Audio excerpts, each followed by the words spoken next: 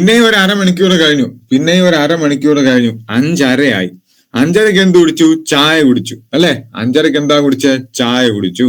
അപ്പൊ 4:30 ബിയർ കുടിച്ചു, ബിയറിന്റെ pH 4.5. 5 മണിക്ക് കാപ്പി കുടിച്ചു, കാപ്പിയുടെ pH 5. ഇനി 5:30 ചായ കുടിച്ചു, ചായയുടെ pH 5.5. ഇനി 6 മണിക്ക് നമ്മൾ ആൾറെഡി പറഞ്ഞു, 6 മണിക്ക് എന്തുവാ? അലാറം വെച്ച് കഴിഞ്ഞിട്ട് മൂത്രം ഒഴിച്ചെന്ന് പറഞ്ഞു. അപ്പൊ 6 മണി എന്താ? മൂത്രത്തിന്റെ pH 6. മൂത്രത്തിന്റെ pH എന്താണ്? 6 ആണ്. ഇനി മൂത്രത്തിന്റെ pH 6 ആണെങ്കിൽ 6:30 എന്താ ചെയ്തേ? 6:30 എന്ത് ചെയ്തു? പാല് കുടിച്ചു എന്ന് ചിന്തിക്കുക. 6:30 എന്ത് ചെയ്തു? പാല് കുടിച്ചു. സോ പാലിന്റെ pH ആണ് 6.5. മനസ്സിലായില്ലേ? പാലിന്റെ pH ആണ് എന്ത്? 6.5. ഓക്കെ, പാലിന്റെ pH 6.5. ഇനി 6:30 പാലും കുടിച്ചതിന് ശേഷം 7 മണിക്ക് എന്ത് ചെയ്തു? പോയി കുളിച്ചു അല്ലെ? 6:30 പാലും കുടിച്ചതിന് ശേഷം 7 മണിക്ക് എന്താ ചെയ്തത്? പോയി കുളിക്കുകയാണ് ചെയ്തത്. കുളിക്കാൻ ഉപയോഗിക്കുന്ന എന്താണ്? ജലം അല്ലെ? കുളിക്കാൻ ഉപയോഗിക്കുന്ന എന്താണ്? ജലമാണ് അല്ലെ? അപ്പൊ ജലത്തിന്റെ pH എത്രയാ? 7. ജലത്തിന്റെ pH എത്രയാ? 7. ഇനി ജലത്തിന്റെ pH എന്ന് പറയുമ്പോൾ അസിഡിക്കും അല്ല ബേസിക്കും അല്ല അല്ലെ? അസിഡിക്കും അല്ല ബേസിക്കും അല്ല. പിന്നെ എന്താണ് ഈ ജലത്തിന്റെ pH? ജലത്തിന്റെ pH എന്ന് പറഞ്ഞാൽ ന്യൂട്രൽ ആണ്. ജലത്തിന്റെ pH ന്യൂട്രൽ ആണ്. അതങ്ങനെ ഓർമ്മിച്ച് വെക്കുക. ഓക്കെ, ഇനി അപ്പൊ 7 കഴിഞ്ഞാൽ അടുത്ത് വരുന്ന pH ഏതാ? 7.4 ആണ് അല്ലെ? 7.4 എന്ന് പറഞ്ഞാൽ അത് ബ്ലഡിന്റെ pH ആണ്. ഓക്കെ, 7.4 എന്ന് പറഞ്ഞാൽ എന്താണ്? ബ്ലഡിന്റെ pH ആണ്. അത് ഓർമ്മിക്കാൻ ഞാൻ പറയാം ഒരു കാര്യം. നമ്മൾക്ക് എന്താ, ഒരു ആൾക്ക് ദാനം ചെയ്യാൻ പറ്റുന്ന രക്തത്തിന്റെ അളവ് എത്ര മില്ലി ലിറ്റർ എന്നൊരു ചോദ്യം PC ചോദിക്കും. ഒരാൾക്ക് ദാനം ചെയ്യാൻ പറ്റുന്ന രക്തത്തിന്റെ അളവ് എത്ര മില്ലി ലിറ്റർ എന്ന് PC ചോദിക്കും. അത് എത്രയാണ്? പറയാമോ? എത്രയാ ഒരാൾക്ക് ദാനം ചെയ്യാൻ പറ്റുന്ന രക്തത്തിന്റെ അളവ്? പറയണേ, ആരെങ്കിലും പറ. ആരും പറയുന്നില്ല. ആരെങ്കിലും പറഞ്ഞേ? ദാനം ചെയ്തിട്ടുണ്ട്, പക്ഷെ എത്രയെന്ന് അറിയില്ല സാർ. 200 അല്ല, 300 ml ആണ് കേട്ടോ, 300 ml ആണ്. അപ്പോ ഞാൻ കഴിഞ്ഞ ക്ലാസ്സിൽ ഹൃദയത്തിന്റെ ഒരു പോൾ ഇട്ടപ്പോഴത്തേക്ക് അതിനകത്ത് ഹൃദയത്തിന്റെ വെയിറ്റ് 300 ഗ്രാം എന്ന് പറഞ്ഞൊരു പോൾ ഇട്ടായിരുന്നു. ഹൃദയത്തിന്റെ വെയിറ്റ് 300 ഗ്രാം. ഈ ഹൃദയത്തിന്റെ വെയിറ്റ് 300 ഗ്രാം ആണ്. ഹൃദയമാണ് എന്ത് ചെയ്യുന്ന? ഈ രക്തം പമ്പ് ചെയ്യണം അല്ലെ? ഹൃദയമാണ് രക്തം പമ്പ് ചെയ്യണം. അപ്പോ ഹൃദയത്തിന്റെ വെയിറ്റ് 300 ഗ്രാം, ഹൃദയമാണ് രക്തം പമ്പ് ചെയ്യുന്നത്. അപ്പൊ ഒരു പ്രാവശ്യം ഒരു വ്യക്തിക്ക് ദാനം ചെയ്യാൻ പറ്റുന്ന രക്തത്തിന്റെ അളവ് എത്രയും ചോദിച്ചാൽ അത് 300 ml ആണ്. ഓക്കെ, 9 മണി ആയിട്ടില്ല. 9 മണി ആവുന്നതനുസരിച്ച് നമുക്ക് എന്ത് ചെയ്യാം? ക്ലാസ് തുടങ്ങാം അല്ലെ? അപ്പോ ഒരു വ്യക്തിക്ക് ദാനം ചെയ്യാൻ പറ്റുന്ന രക്തത്തിന്റെ അളവ് എത്രയാണെന്ന് ചോദിച്ചാൽ അത് എത്രയാണ്? 300 ml. ഓക്കെ, 300 ml ആണ്. ഇനി ആ വ്യക്തി ദാനം ചെയ്യണം അല്ലെ? ബ്ലഡ് ദാനം ചെയ്യണം. അപ്പൊ ബ്ലഡ് ദാനം ചെയ്യുന്ന വ്യക്തിയുടെ വയസ്സ് എത്രയാണ്? അതാണ് നമ്മുടെ ഇവിടെ ഒരു ഇമ്പോർട്ടന്റ് ചോദ്യം. ബ്ലഡ് ദാനം ചെയ്യുന്ന വ്യക്തിയുടെ വയസ്സ് എത്രയാണെന്ന് ചോദിച്ചാൽ അത് എത്രയാണ്? 74 വയസ്സുണ്ടെന്ന് ചിന്തിക്കുക. മനസ്സിലല്ലേ? 74 വയസ്സുണ്ടെന്ന് ചിന്തിക്കുക. ഓക്കെ, ഒരു മിനിറ്റ്.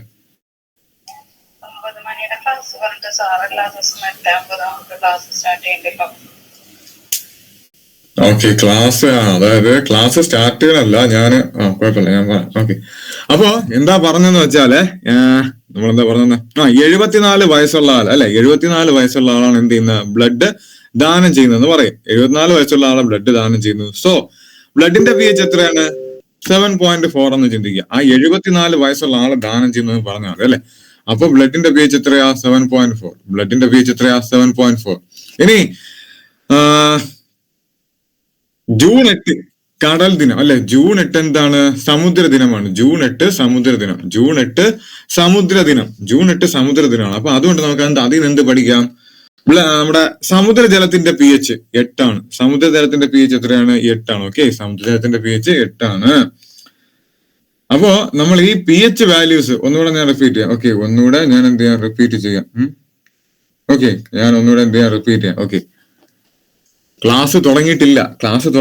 ജസ്റ്റ് ഇത് കാര്യങ്ങൾ പറയുന്നതേ ഉള്ളൂ. 9 മണിയാകുമ്പോൾ നമുക്ക് എന്ത് ചെയ്യാം? ക്ലാസ് തുടങ്ങാം. ഇപ്പൊ 8:56 ആയിട്ടുള്ളൂ.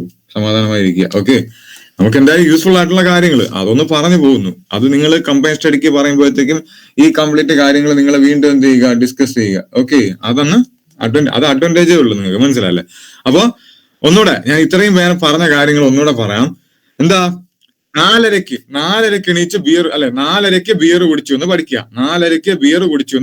ബിയറിന്റെ pH 4.5. 5 മണിക്ക് കാപ്പി കുടിച്ചു. അരമണിക്കൂർ കഴിഞ്ഞു. 5 മണിക്ക് കാപ്പി കുടിച്ചു. കാപ്പിയുടെ pH 5. അത് കഴിഞ്ഞ് അരമണിക്കൂർ കഴിഞ്ഞു ചായ കുടിച്ചു. അപ്പൊ ചായയുടെ പി എച്ച് 5.5. ഇനി അതും കഴിഞ്ഞ് അരമണിക്കൂർ 6 മണിയായി. 6 മണിക്ക് എണീച്ച് എന്ത് ചെയ്തു? 6 മണിക്ക് അലാറം വെച്ച് എഴുന്നിട്ട് എന്ത് ചെയ്തു? മൂത്രം ഒഴിച്ചു അല്ലെ? അപ്പൊ മൂത്രത്തിന്റെ പി എച്ച് 6. ഇനി 7 മണിക്ക് കുളിച്ചു അല്ലെ? സോറി, മൂത്രത്തിന്റെ പി എച്ച് 6. അത് കഴിഞ്ഞാൽ പിന്നെ പാല് കുടിച്ചു. 6:30ക്ക് പാല് കുടിച്ചു. അരമണിക്കൂർ. 6:30ക്ക് എന്ത് ചെയ്തു? പാല് കുടിച്ചു. സോ അരമണിക്കൂർ കഴിഞ്ഞ് 6:30ക്ക് പാല് കുടിച്ചു. സോ എന്താണ്? പാലിന്റെ പി എച്ച് 6.5. പാലിന്റെ പി എച്ച് 6.5 ദെൻ 7 മണിക്ക് കുളിച്ചു അല്ലെ? 7 മണിക്ക് എന്താ ചെയ്തത്? കുളിച്ചു. 7 മണിക്ക് കുളിച്ചു. അപ്പൊ ജലം തലയിൽ കോരി ഒഴിച്ചിട്ടാണ് കുളിക്കുക. അപ്പോ നമ്മൾ എന്താ ചെയ്യണ്ടേ? ജലത്തിന്റെ പി എച്ച് 7. ഇനി അത് കഴിഞ്ഞാല് 8 സമുദ്രദിനം ജൂൺ 8. ഓക്കെ, അത് വെച്ച് കണക്ട് ചെയ്യുക. സമുദ്രജലത്തിന്റെ പി എച്ച് 8. സമുദ്രജലത്തിന്റെ പി എച്ച് എത്രയാണ്? 8. ഓക്കെ, ഇനി നമ്മൾ ഒരു വ്യക്തിക്ക് ദാനം ചെയ്യാൻ പറ്റുന്ന രക്തത്തിന്റെ അളവ് എത്രയാണെന്ന് ചോദിച്ചാൽ 300 ml ആണ്. ഒരു വ്യക്തിക്ക് ദാനം ചെയ്യാൻ പറ്റുന്ന രക്തത്തിന്റെ അളവ് എത്രയാണെന്ന് ചോദിച്ചാൽ എത്രയാണ്? 300 ml ആണ്. ദെൻ ഹൃദയത്തിന്റെ വെയിറ്റ് നമ്മൾ കഴിഞ്ഞ ക്ലാസ്സിൽ പറഞ്ഞ കാര്യമാണ്. ഹൃദയത്തിന്റെ വെയിറ്റ് എത്രയാ? ഹൃദയത്തിന്റെ വെയിറ്റ് 300 ഗ്രാം. ഹൃദയത്തിന്റെ വെയിറ്റ് 300 ഗ്രാം ആണ്. ഇനി ഒരാൾക്ക് ദാനം ചെയ്യാൻ പറ്റുന്ന രക്തത്തിന്റെ അളവ് 300 ml. ഹൃദയത്തിന്റെ വെയിറ്റ് 300 ഗ്രാം. ഒരാൾക്ക് ദാനം ചെയ്യാൻ പറ്റുന്ന രക്തത്തിന്റെ അളവ് 300 ml ആണ്. ഓക്കെ, ദെൻ അങ്ങനെ ആ രക്തം ദാനം ചെയ്യും അല്ലെ? ആ വ്യക്തി എന്താ രക്തം ദാനം ചെയ്യാണ് ചെയ്യുന്നത്. ആ വ്യക്തി രക്തം ദാനം ചെയ്യുമ്പോഴത്തേനും എത്ര? അയാളുടെ വയസ്സ് എത്രയാ? 74 വയസ്സെന്ന് പഠിക്കുക. ആ വ്യക്തി രക്തം ദാനം ചെയ്യുമ്പോൾ അയാളുടെ വയസ്സ് 74 വയസ്സുണ്ടെന്ന് പഠിക്കുക. സോ 74 വയസ്സ്. അപ്പോ ആ രക്തത്തിന്റെ പി എച്ച് എത്ര? രക്തത്തിന്റെ പി എച്ച് എത്രയെന്ന് ചോദിച്ചാൽ എത്രയാണ്? 7.4. ഓക്കെ, അപ്പോ നമുക്ക് എന്ത് ചെയ്യാം? നമ്മുടെ ക്ലാസ്സിലേക്ക് കിടക്കാം. ഓക്കെ, ക്ലാസ് തുടങ്ങാം. 1 സെക്കൻഡ്. നമ്മുടെ മെയിൻ ഐറ്റം എന്ന് പറഞ്ഞാൽ ഇന്ന് രക്തം തന്നെയാണ്. മനസ്സിലായില്ലേ? നമ്മളിന്ന് രക്തം പഠിച്ചു തീർക്കണം. ഒരു മിനിറ്റ്.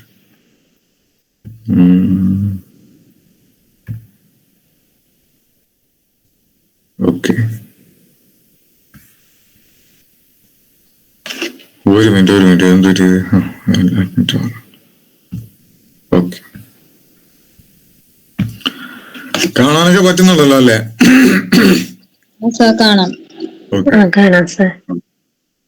അപ്പൊ വളരെ ഇമ്പോർട്ടന്റ് ആണ് രക്തം നമ്മുടെ ബയോളജിക്കകത്ത് എന്തായാലും 1 മാർക്കല്ല 6 മാർക്കാണ് ഈ നമ്മുടെ LDC ചോദിക്കുന്ന 6 മാർക്കാണ്. അപ്പൊ രക്തം നമുക്ക് വളരെയധികം ഇമ്പോർട്ടന്റ് ആയിട്ടുള്ള ടോപ്പിക്കാണ് രക്തം. രക്തത്തിന്റെ പി എച്ച് എത്രയാണെന്ന് നമ്മൾ പറഞ്ഞു അല്ലേ? രക്തത്തിന്റെ പി എച്ച് എത്രയാണെന്ന് നമ്മൾ പറഞ്ഞു? 7.4 ആണ് നമ്മുടെ രക്തത്തിന്റെ പി എച്ച്. ഇനി അപ്പൊ 7.4 രക്തത്തിന്റെ പി എച്ച്. അങ്ങനെയാണെങ്കിൽ സാധാരണ മനുഷ്യ ശരീരത്തിലെ രക്തം എത്ര ലിറ്റർ ആണ്? മനുഷ്യ ശരീരത്തിൽ അടങ്ങിയിരിക്കുന്ന രക്തം, ഒരു പ്രായപൂർത്തിയായ മനുഷ്യന്റെ ശരീരത്തില് രക്തം എത്ര ലിറ്റർ ആണ് എന്ന് ചോദിച്ചാൽ 5 മുതൽ 6 ലിറ്റർ വരെ. 5 മുതൽ 6 ലിറ്റർ വേണം അല്ലെ? പ്രായപൂർത്തിയായ ഒരു മനുഷ്യന്റെ ശരീരത്തിലെ രക്തം എത്ര ലിറ്റർ എന്ന് ചോദിച്ചാൽ 5 മുതൽ 6 ലിറ്റർ വരെ. രക്തം ഒരു കണക്റ്റീവ് ടിഷ്യൂ ആണ്. രക്തം എന്താണ്? ഒരു കണക്റ്റീവ് ടിഷ്യൂ ആണ്. കണക്റ്റീവ് എന്ന് പറയുമ്പോൾ ഈ എല്ല് മസില് അതുപോലെ തന്നെ കണക്റ്റീവ് ടിഷ്യൂ എന്താ? നമ്മുടെ ശരീരത്തിലെ പല ഭാഗങ്ങളെയും ഇൻഡയറക്ട്ലി ആണെങ്കിൽ എന്ത് ചെയ്യുന്നുണ്ട്? കണക്ട് ചെയ്യുന്നുണ്ട് അല്ലെ? ആ ഒരു ഭാഗത്ത് നിന്ന് മറ്റൊരു ഭാഗത്തേക്ക് രക്തം ട്രാൻസ്പോർട്ട് ചെയ്യുന്നുണ്ട്. അല്ലെങ്കിൽ ആ രക്തത്തിലൂടെ നമ്മുടെ ശരീരത്തിന് ആവശ്യമായിട്ടുള്ള ഓക്സിജനും മറ്റു പല പോഷണങ്ങളും ട്രാൻസ്ഫർ ചെയ്യുന്ന ആളാണ് ആര്? ഈ രക്തം. അങ്ങനെ നമ്മുടെ ശരീരത്തിൽ ഓക്സിജൻ എത്തിക്കുന്നുണ്ട് ആര്? രക്തം. അതുകൊണ്ട് നമ്മൾ എന്ത് വിളിക്കും? അതിനെ ജീവന്റെ നദി എന്ന് വിളിക്കും. എന്താണ് വിളിക്കുന്നത്? ജീവന്റെ നദി എന്നാണ് നമ്മൾ എന്ത് വിളിക്കുന്നത്? ഈ രക്തത്തെ വിളിക്കുന്നത് അല്ലെ? അപ്പൊ ജീവന്റെ നദി രക്തമാണ്. അങ്ങനെയാണെങ്കിൽ നമ്മൾ മുമ്പ് പഠിച്ചതാ ആത്മാവിലേക്കുള്ള ജാലകം എന്നറിയപ്പെടുന്നത് എന്താ? ഒന്ന് പറയാമോ? കറക്റ്റ് ആണ്. ഓക്കെ, ആത്മാവിലേക്കുള്ള ജാലകം എന്നറിയപ്പെടുന്നത് ഏതാണ്? കണ്ണ് തന്നെയാണ്. ഓക്കെ, ആത്മാവിലേക്കുള്ള ജാലകം കണ്ണാണ്. മനുഷ്യ രക്തത്തിന്റെ പി എച്ച് പറഞ്ഞു. ഇനി രക്തത്തെ കുറിച്ചുള്ള പഠനം അറിയപ്പെടുന്നത് ഹെമറ്റോളജി. ഓക്കെ, അപ്പോ രക്തത്തില് ഓക്സിജൻ വഹിച്ചുകൊണ്ട് പോകുന്ന വ്യക്തിയാണ് ആര്? ഹീമോഗ്ലോബിൻ. ഹീമോഗ്ലോബിൻ. അപ്പൊ അത് വെച്ച് നമുക്ക് കണക്ട് ചെയ്ത് പഠിക്കാം. രക്തത്തെ കുറിച്ചുള്ള പഠനമാണ് ഹെമറ്റോളജി. രക്തത്തില് ഓക്സിജൻ വഹിച്ചുകൊണ്ട് പോകുന്ന വ്യക്തിയാണ് ആര്? ഈ ഹീമോഗ്ലോബിൻ. Okay, haemoglobin.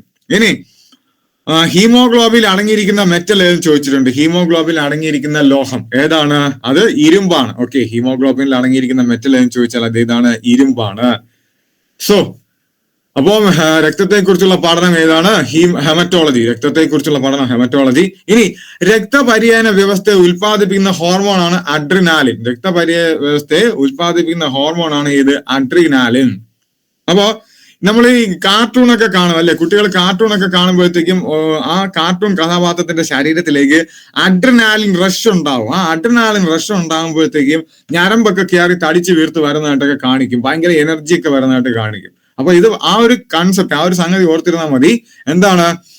രക്തപര്യനത്തെ ഉത്തേജിപ്പിക്കുന്ന ഹോർമോണാണ് അഡ്രിനാലിൻ. രക്തപര്യനത്തെ ഉത്തേജിപ്പിക്കുന്ന ഹോർമോണാണ് എഴുതണേ അഡ്രിനാലിൻ. അപ്പൊ അത് സിമ്പിൾ ആണ്.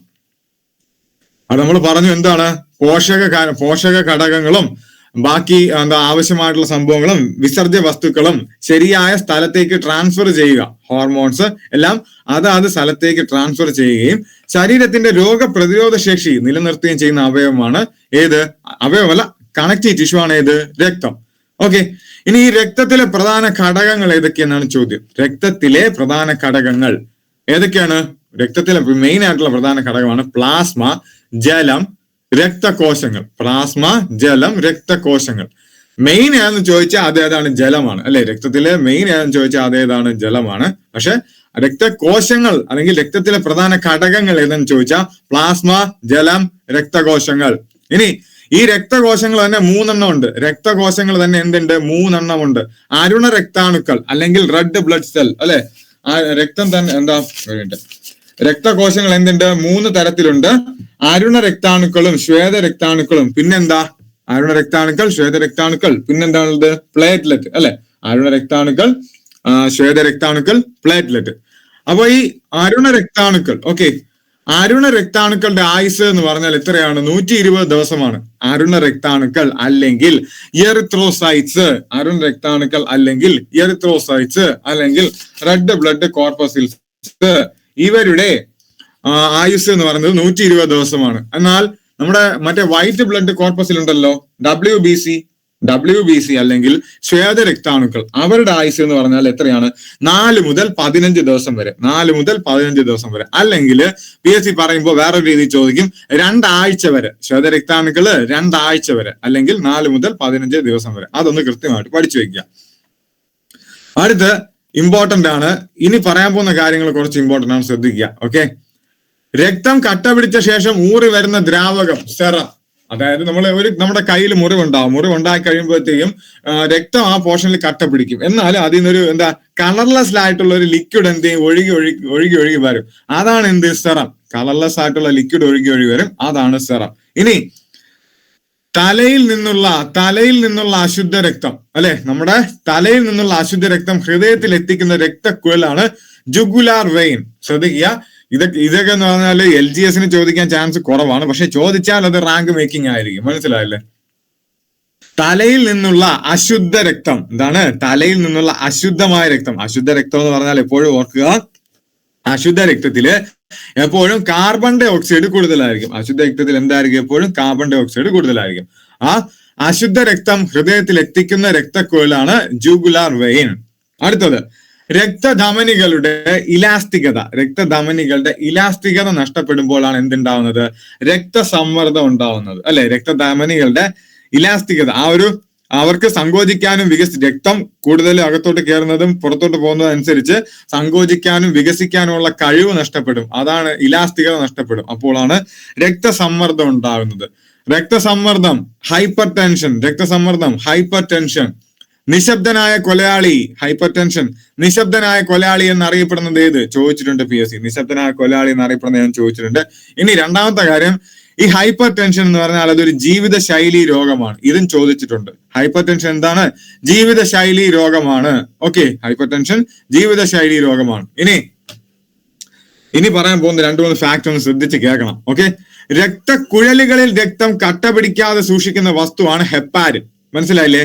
രക്തക്കുഴലുകളിൽ രക്തം കട്ട പിടിക്കാതെ സൂക്ഷിക്കുന്ന വസ്തുവാണ് ഹെപ്പാരിൻ. ഇമ്പോർട്ടന്റ് ആണ്. രക്തക്കുഴലുകളിൽ രക്തം കട്ട പിടിക്കാതെ സൂക്ഷിക്കുന്ന വസ്തുവാണ് ഹെപ്പാരിൻ. ഈ ഹെപ്പാരിൻ എന്ന് പറയുമ്പോൾ നമ്മുടെ ശരീരത്തിൽ ഉൽപ്പാദിപ്പിക്കുന്നതാണ്. അടുത്ത ചോദ്യം, രക്തം കട്ട പിടിക്കാൻ സഹായിക്കുന്ന വൈറ്റമിൻ. നിങ്ങൾക്ക് അറിയാമല്ലോ രക്തം കട്ട പിടിക്കാൻ സഹായിക്കുന്ന വൈറ്റമിൻ. ഒന്ന് പറഞ്ഞേ. ഓക്കെ, ഈ കെയുടെ രാസനാമം എന്താ? കെയുടെ രാസനാമം അതുകൂടെ പറഞ്ഞേ. ഫില്ലോക്വിനോൺ. രക്തം കട്ട പിടിക്കാൻ സഹായിക്കുന്ന വൈറ്റമിൻ കെ ആണ്. അത് ഫില്ലോക്വിനോൺ ആണ്. കാൽസിഫറോൾ എന്ന് പറഞ്ഞാല് നമ്മുടെ ശരീരത്തിൽ കാൽസ്യത്തിന്റെ ആഗിരണം സഹായിക്കുന്ന ആ ഒരു വൈറ്റമിൻ ആണ് കാൽസിഫറോൾ. അത് വൈറ്റമിൻ ഡി ആണ്. കാൽസ്യത്തിന്റെ ആഗിരണം സഹായിക്കുന്നത് കാൽസിഫറോൾ, അത് വൈറ്റമിൻ ഡി ആണ്. ഓക്കെ, അപ്പൊ ഫില്ലോക്വിനോൺ ആണ് വൈറ്റമിൻ കെ. ഓക്കെ ഓക്കെ, കുഴപ്പമില്ല. ഫില്ലോക്വിനോൺ ആണ് എന്ത്? Vitamin K. ഇനി അതിനകത്തുള്ള ഇമ്പോർട്ടന്റ് ആയിട്ട് ഞാൻ പറയാം ഒന്നുകൂടെ. രക്തബാങ്കുകളില് രക്തം സൂക്ഷിക്കുന്ന ടെമ്പറേച്ചർ 4 ഡിഗ്രി സെൽഷ്യസ് ആണ്. രക്തബാങ്കുകളിൽ രക്തം സൂക്ഷിക്കുന്ന ടെമ്പറേച്ചർ, അതായത് ബ്ലഡ് ബാങ്ക് എന്ന് പറഞ്ഞാൽ എവിടെ നിന്നാണോ നമ്മുടെ ശരീരത്തിലേക്ക് ബ്ലഡ് ട്രാൻസ്ഫ്യൂഷൻ നടത്താൻ വേണ്ടി നമ്മൾ ബ്ലഡ് എടുക്കുന്നത്, നമ്മുടെ ശരീരത്തിലേക്ക് എവിടെ നിന്നാണോ ബ്ലഡ് ആക്സിഡന്റ് ആയിട്ടോ അല്ലെങ്കിൽ അത്യാവശ്യമായിട്ട് ബ്ലഡ് അകത്തേക്ക് എടുക്കുമ്പോൾ അതാണ് എന്ത്? അതിനു വേണ്ടിയുള്ള ഒരു രക്തം സംഭരിച്ചു വെച്ചിരിക്കുന്ന സ്ഥലമാണ് ബ്ലഡ് ബാങ്ക്. രക്തം സംഭരിച്ചു വെച്ചിരിക്കുന്ന സ്ഥലമാണ് ബ്ലഡ് ബാങ്ക്. അവിടെ രക്തം സൂക്ഷിക്കുന്നത് 4 ഡിഗ്രി സെൽഷ്യസ് ടെമ്പറേച്ചറിലാണ്. രക്തം സൂക്ഷിക്കുന്നത് 4 ഡിഗ്രി സെൽഷ്യസ് ടെമ്പറേച്ചറിലാണ്. ആ രക്തബാങ്കുകളില് രക്തം സൂക്ഷിക്കുമ്പോൾ ആ രക്തത്തിൽ ചേർക്കുന്ന രക്തം കട്ടിയാകാതിരിക്കാൻ അല്ലെങ്കിൽ രക്തം കട്ട പിടിക്കാതിരിക്കാൻ ചേർക്കുന്ന രാസവസ്തുവാണ് സോഡിയം സിട്രേറ്റ്. മനസ്സിലായില്ലേ? രക്തബാങ്കുകളിൽ എവിടെയാണോ രക്തം ഒരുപാട് സൂക്ഷിച്ചു വെച്ച് നമ്മുടെ ശരീരത്തിലേക്ക് പിന്നെ എമർജൻസി വരുമ്പോൾ എടുക്കാൻ അതിനുവേണ്ടി സൂക്ഷിക്കുന്നതാണ് രക്തബാങ്ക്. ആ രക്തബാങ്കിലെ രക്തം കട്ട പിടിക്കാതിരിക്കാൻ ചേർക്കുന്ന രാസവസ്തുവാണ് സോഡിയം സിട്രേറ്റ്. രക്തബാങ്കുകളിൽ രക്തം കട്ട പിടിക്കാതിരിക്കാൻ ചേർക്കുന്നത് സോഡിയം സിട്രേറ്റ്. അങ്ങനെയാണെങ്കിൽ അടുത്ത് ഇതിന്റെ കോൺട്രാഡിക്ടറി ആയിട്ടൊരു ചോദ്യമുണ്ട്. രക്തപരിശോധനാ ലാബ്, നമ്മൾ രക്തപരിശോധനാ ലാബിൽ നമ്മൾ ഷുഗർ ടെസ്റ്റ് ചെയ്യാൻ വേണ്ടി നമ്മുടെ വെയിൻസിലെ ബ്ലഡ് എടുത്ത് അങ്ങോട്ട് കൊടുക്കും, നമ്മുടെ ബ്ലഡ് അങ്ങോട്ട് കൊടുക്കും. അങ്ങനെയുള്ള അവസരത്തില് അവരെടുക്കുന്ന ബ്ലഡ് ഉണ്ടല്ലോ നമ്മുടെ ശരീരത്തിൽ നിന്ന്, ആ ബ്ലഡ് കട്ട പിടിക്കാതിരിക്കാൻ വേണ്ടി അതിൽ ചേർത്ത് അവര് സൂക്ഷിച്ചു വെക്കുന്ന ആ ബ്ലഡ് ടെസ്റ്റ് ചെയ്യുന്നിടത്ത് രക്ത പരിശോധനാ ലാബില് അവർ സൂക്ഷിച്ചു വെക്കുന്ന ആ ബ്ലഡ് കട്ടിയാവാതിരിക്കാൻ വേണ്ടി ചേർക്കുന്ന രാസവസ്തുവാണ്